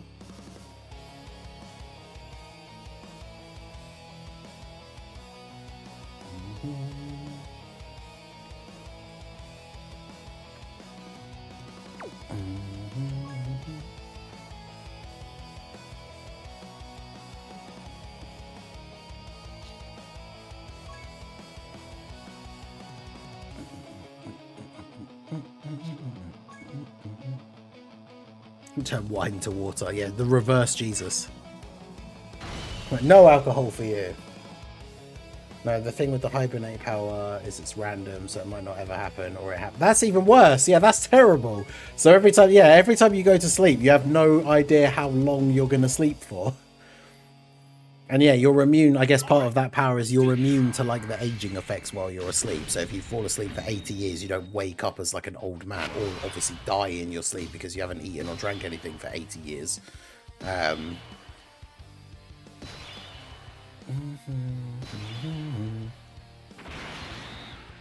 The problem is though, if you start thinking too much about like real world applications for some of these powers, then you start getting into the not fun, I know, but like having to think about the boring or negative real world like implications. So like saying you could go to do real life-saving stuff with that power, like go to Africa and give them water, and then immediately be like captured by the government and researched on because you can't explain with any like real world like you don't have a alibi, or alibi's not the right word, but you don't have a reasonable explanation for why you're suddenly able to provide water for all of these people, and because you have some crazy superpower, so then you get captured and imprisoned by the government and experimented on because you have a crazy superpower that nobody else has.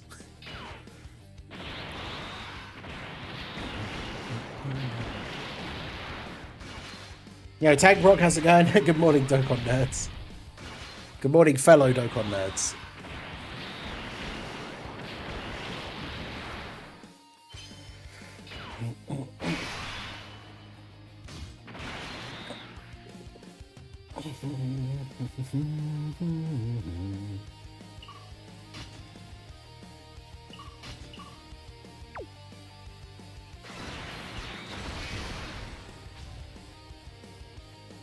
I live on an island, 80 years equals high tide. Yeah, that'd be the worst. If you lived on an island and fell asleep for too long, and then the island, I guess due to the rising sea levels and stuff, you sleep through the sea level rising above a safe level, and so drown in your hibernation.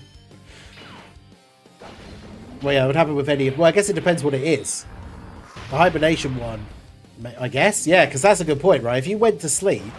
And because I guess what is your power. So let's say you go to sleep and it triggers, and its random determination is that you're going to sleep for like, even if it's like a year, it doesn't even have to be a very long time, unless you live on your own. And even if you do, you have family and people that know you that try and contact you and stuff. So yeah, I guess any of those powers would end up with you getting captured, because you'd go to sleep and then wake up in some facility because your family or whoever would, like, even if you live by yourself, after they don't see you for a certain amount of time and you're not answering your phone or replying to messages, nobody's seen you. So eventually someone, like, they call the police or whatever, they break into your house, find you asleep in your bed, but for whatever reason, like, they can't understand, they can't wake you up. So yeah, chances are, again, you're just gonna wake up in like some facility somewhere or something. It's just like very Walking Dead / 28 Days Later, where you just wake up in like a hospital, but because this time you've slept for like 100 years, everything's just a post-apocalyptic wasteland.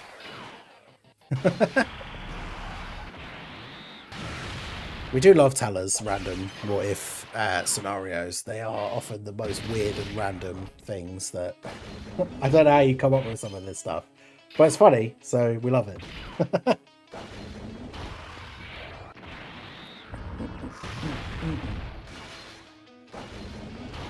But yeah, the next episode of the podcast is going to be on Saturday, which is the 9th, so it is Goku Day, 5/9.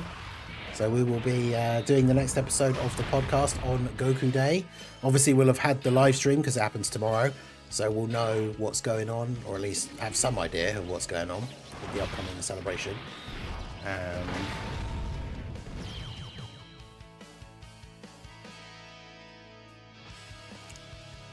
Well, that's the thing, though, is if you say they pull the plug, but if they like, so someone, like, let's use that scenario again, you fall asleep for like 10 years or something, they wake you up, or they can't wake you up, so they take you to hospital. I don't know if they would put you on life support if you technically don't need it, but I guess they wouldn't understand why they couldn't wake you up. But then because of the whole part of your power is that you're just going to sleep for like 80 years, but you're not going to die. Even if they did like turn off any machines that they'd attach to you or whatever, nothing would happen. Like you wouldn't die.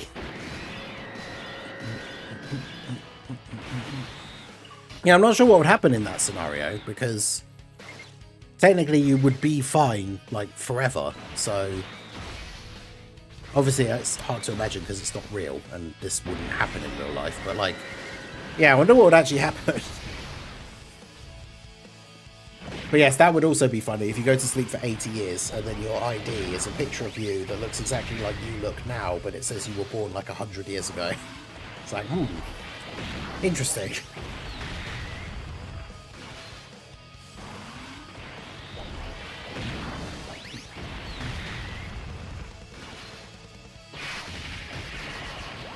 Yeah, I'm not sure how that would work. I guess if you had like a donor card, or like you'd already, you know, made it clear that you would donate your organs if you were to like die in an accident or something.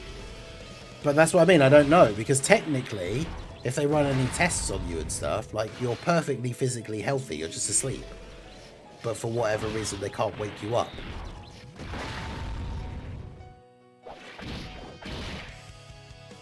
So I don't think that they would do any of that kind of stuff. I guess they'd have to ask your, like, next of kin, and maybe they would, like, authorize it or something, but I don't think they could just do it, like, because you're technically perfectly healthy, you're just asleep.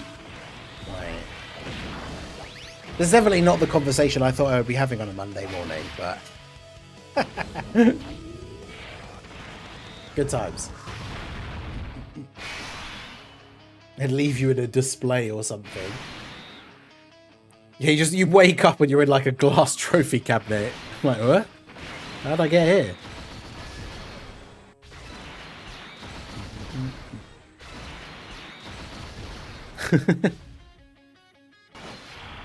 $15 talk on this hilarious. I mean, hey, blame Dokkan for not having anything out for today.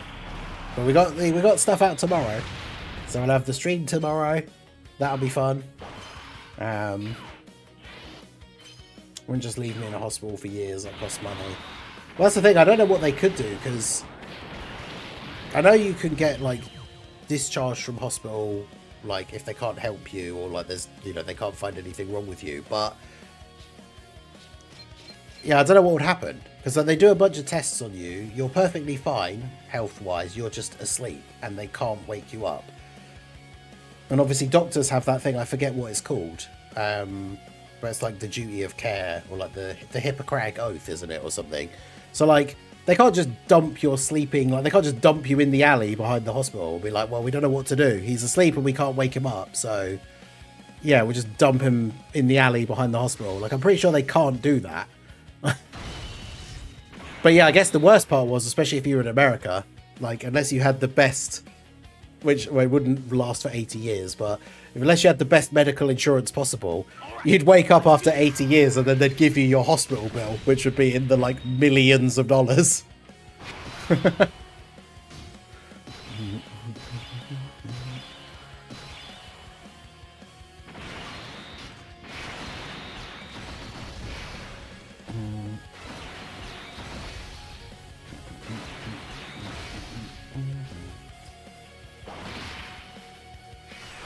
Have my mum sign the rights and put me in a museum. Give them revenue to my family. Just be in a museum as like the sleeping man. Like, and as soon as you don't have insurance, they throw you out in America. Does that happen like if you're in... I know this is slightly different because you're asleep, but like if you're in a coma, can they do that? Like if you don't have insurance and you don't have money, like what would they do with you?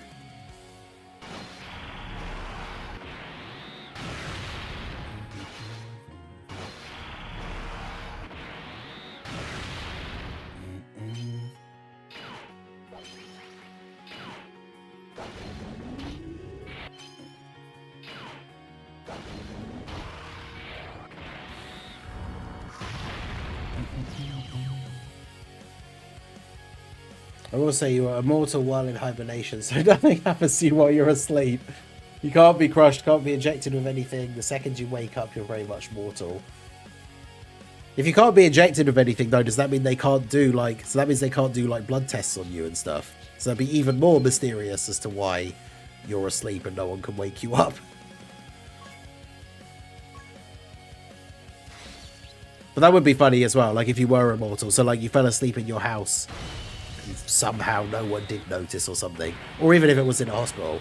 And then you wake up all these years later and it is a post-apocalyptic wasteland. But, like, the building that you're in, like, collapsed. So you just wake up under a pile of rubble and just get up and it's like, oh, where's all the buildings?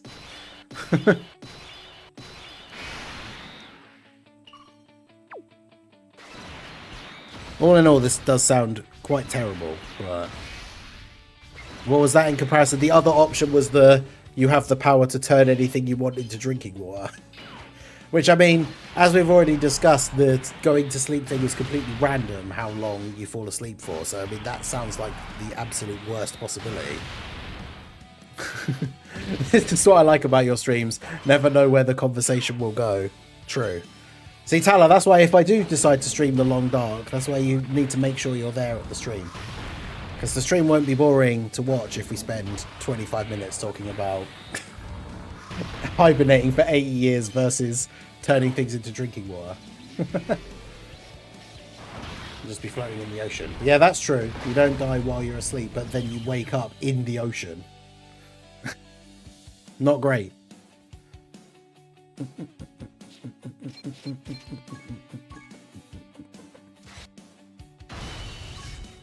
But yeah, shout out to Tala and his Let's do this. the randomness of his mind and these what ifs. We do love to see it. Hope you guys have been enjoying the stream. I know it's very odd and random for today, but hey, we do like to have fun over here.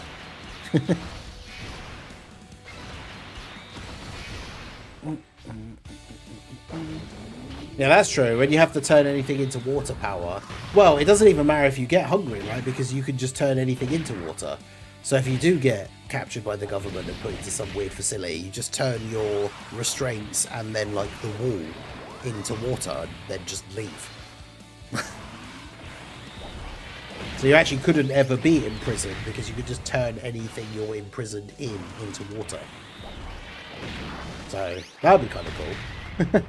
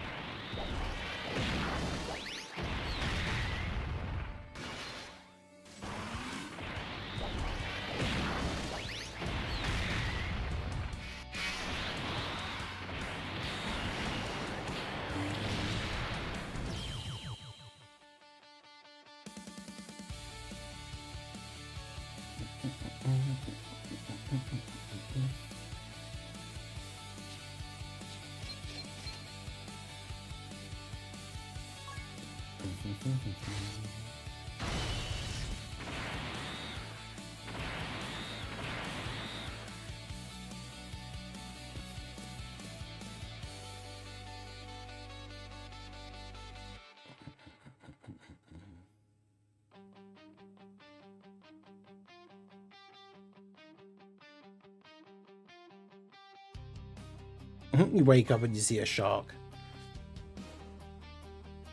Do I have to touch? Oh, that's true. Yeah. Do you have to like? Right, let's do this. I love it still on this. But yeah, if you just have to think about it to have it activate, then yeah, technically, I guess you could just be thinking about it as like they come into contact with you, or yeah, do you have to actually physically touch them yourself? That's a good question.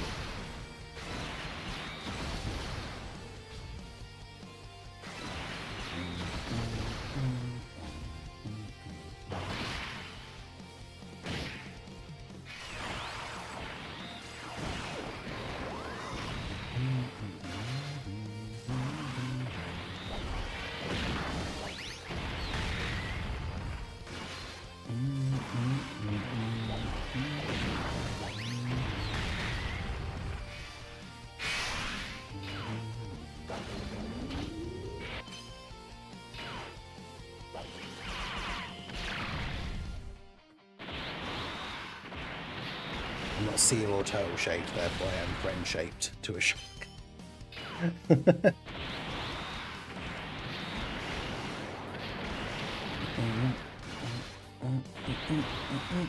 Yeah, this, I mean, obviously there is no reason to do it this high in the stages, but this crossover EZA is super easy to get all the way up to the highest ranking thing. I mean, you stop getting rewards after stage 30, you just get Hercule statues, and then once you get to stage 77, you get the platinum title thing. So there's basically no reason to go any higher than 77, but here we are at stage 819. Are you watching the new season of The Boys? No, I talked about this a while ago. Somebody asked on one of the streams the other day, I think, but we just kind of got bored of The Boys. It just felt like, I liked it at first, but I think it's one of those, like, the way the, like, what's the word I'm thinking of? It's probably not meta, but, like, era? I don't know. But, like, the way entertainment, like, the trends and stuff, like, at first, when we started to get more things that were, like, imagine X, but everything is dark and gritty, like, you know, at first that was kind of cool. But now everything is like, oh, imagine if it was really dark and gritty. And, like, I feel like as the seasons of The Boys have gone on, it's just gotten, like, more and more dark, like, just for the sake of it. To the point where, like, it doesn't even... Like, the last couple of episodes we watched, I just didn't really, like, enjoy that much. It was just like... Like, I'm not a prude. Like, I still like things like, you know... I still am a fan of, like, horror movies and, like, gore and violence and stuff when they're done well and, like, appropriately or whatever. But yeah, just the last couple of episodes of The Boys, I was just like, eh. And then we never went back to it. I don't think we finished... Because what is this current season? Is it 5? Because I think we're at least 1.5 seasons behind, because then we just never finished the season that we were watching. Because, yeah, just kind of got bored of it.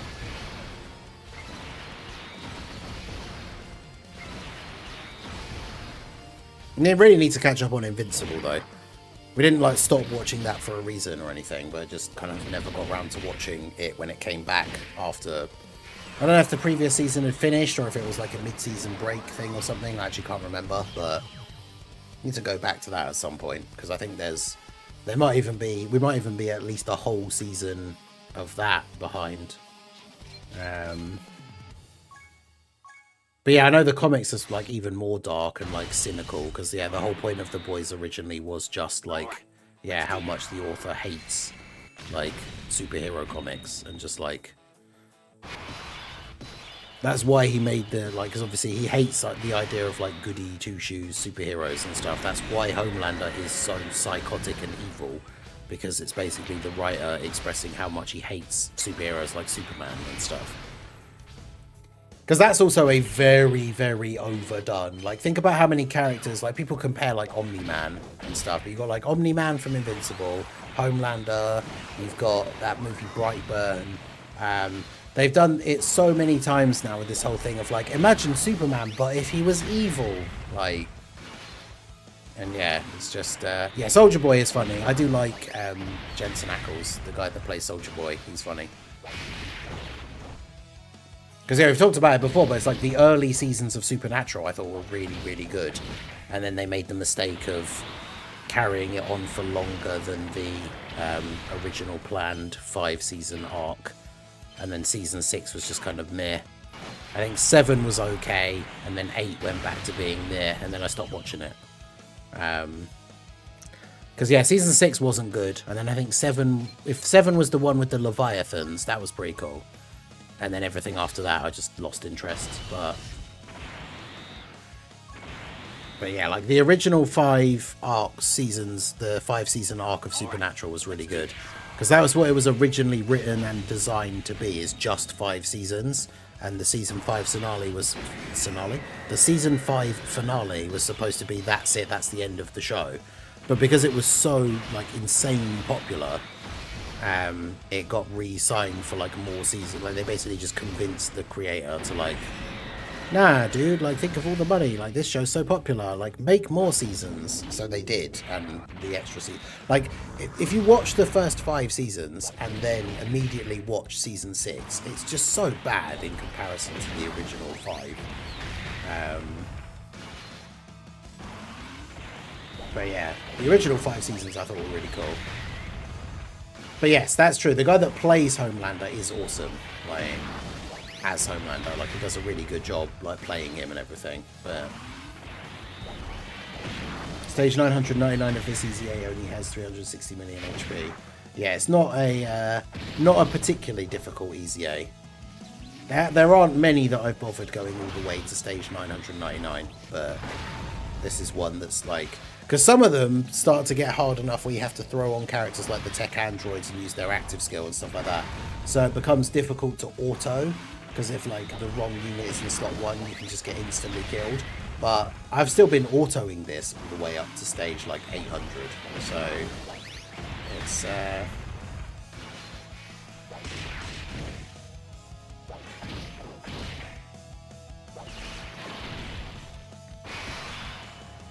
so yeah, to be fair, like, I know for most people don't like care about doing these extra stages if you're in a position where you don't need the Zenny and stuff like that. But if you're in a position in game where you're actually kind of low on Zenny, like, this is a super easy EZA to just farm a bunch of extra stages and get Hercule statues.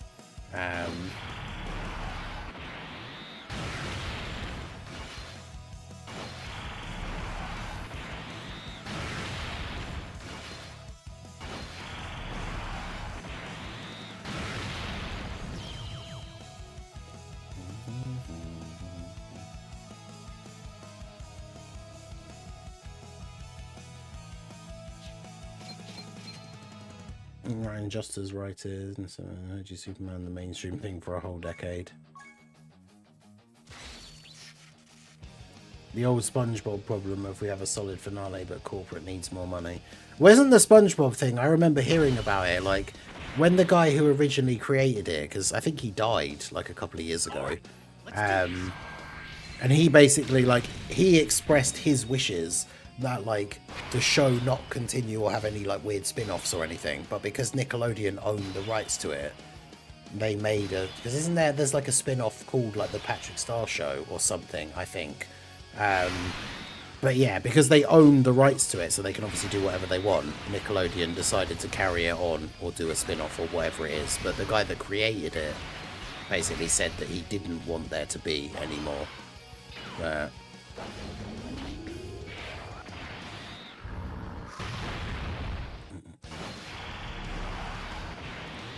What if you could fly, but only while in direct contact with some form of pickle?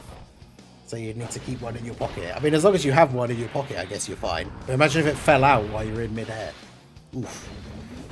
What's your top 5 favourite horror movies of all time? Ooh. Man, that's tough.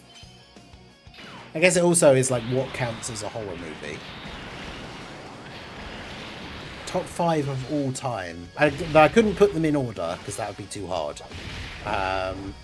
Top 5 favourite horror movies of all time. Evil Dead 2. Probably Freddy vs. Jason just for the like cheese factor, because I do like Friday the 13th, even though I like it for its overly cheesiness. The best Friday the 13th is probably part 6? Jason Lives, maybe? 8 was always really funny, Jason Takes Manhattan, because that's just stupidly over the top and cheesy.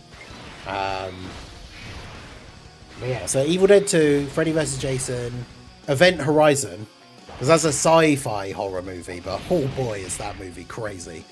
Oh,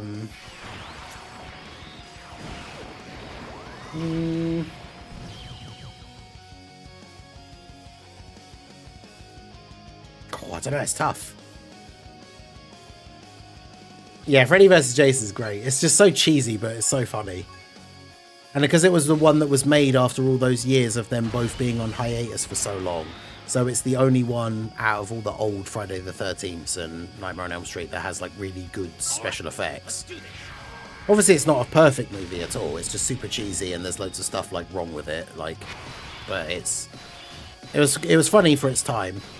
And obviously Robert Englund is still Freddy, so that's awesome.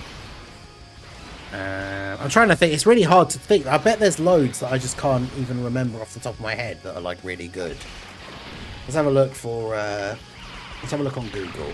See if we can have a look at best all-time horror movies and see what ones we've got on here. The Thing. That's really, really good. Oh yeah, 28 Days Later is technically a horror movie.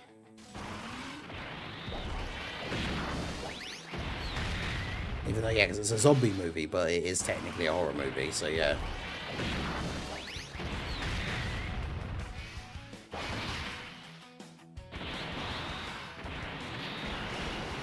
Shaun of the Dead is on this list. I don't think we can include that, because whilst I guess you could argue that it's kind of a horror movie, it's a comedy movie. The original Alien is a horror movie, even though it is also a sci-fi movie, to be fair. But I'm not as big a fan of the original. I still think it's really good, but I saw it when I was younger. I like action movies more, so obviously I liked Aliens more than Alien.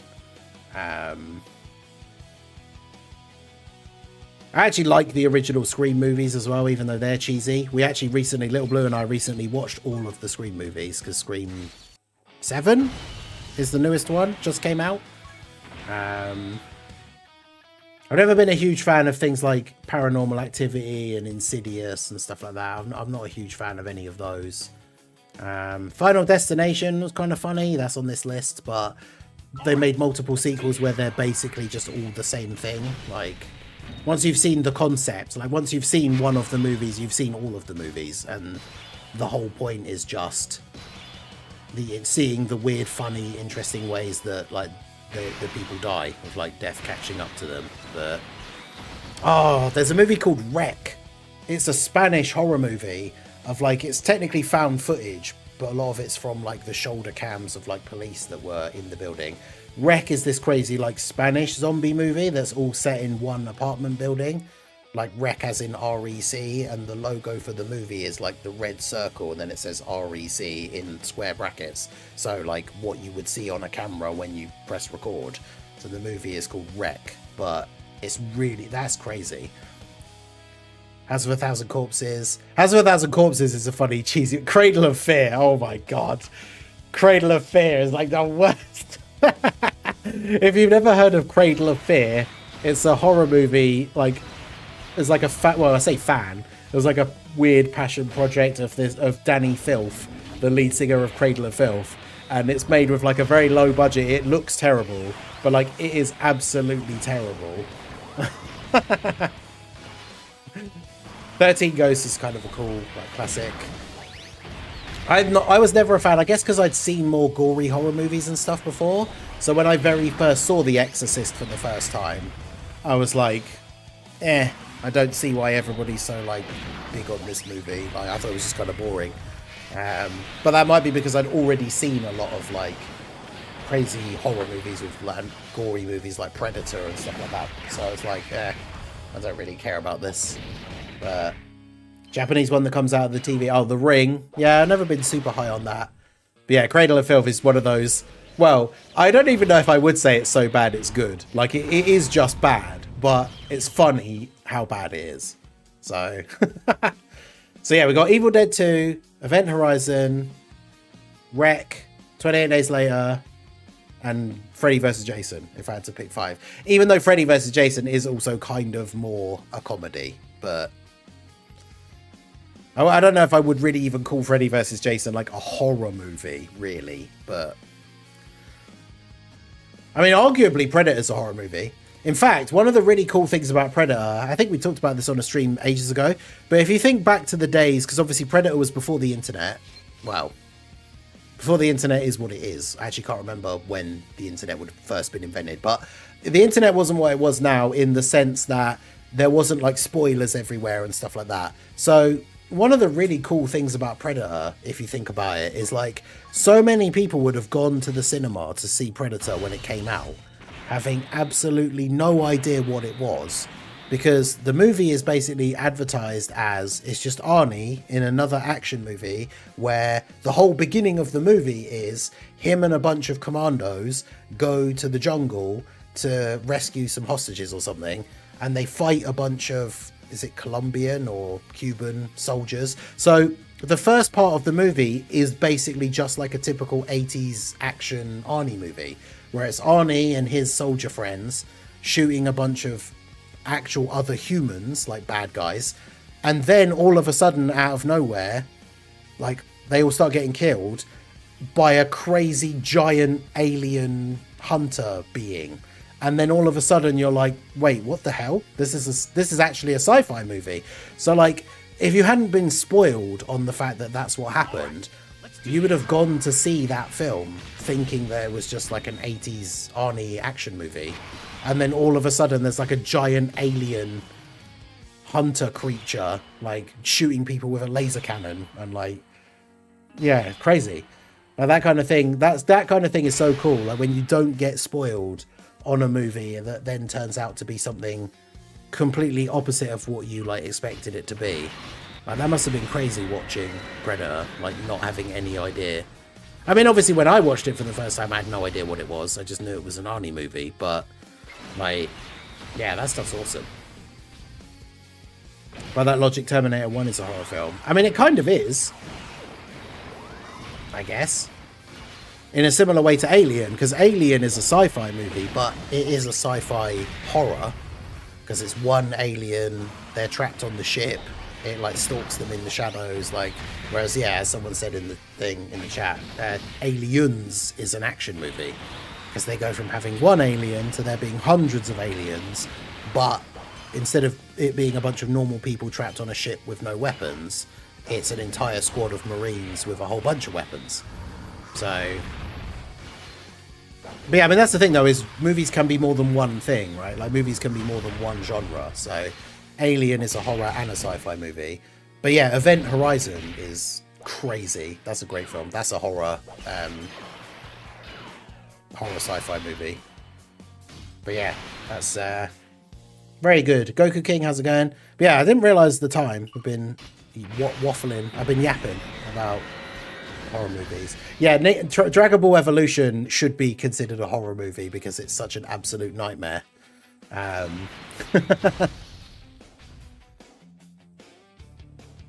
Yeah, I watched the Evil Dead one, the reboot one from, was it 2013? What was it called? Was it Evil Dead? Did it have a subtitle? They're called like Evil Dead something. Evil Dead Rise or something? Or is that what the next one's going to be called? But yeah, that was interesting. It's different from the other ones, but it was pretty cool. Cry of Fear. I think I've heard of that.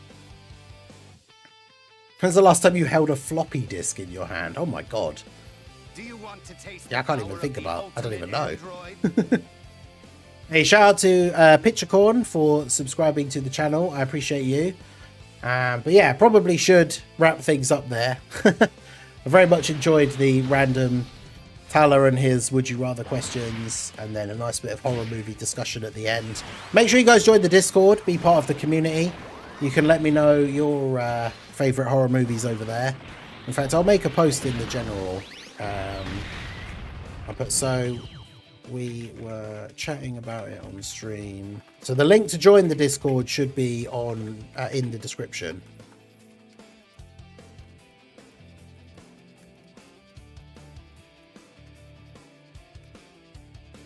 What are your guys' top 5 favourite horror movies?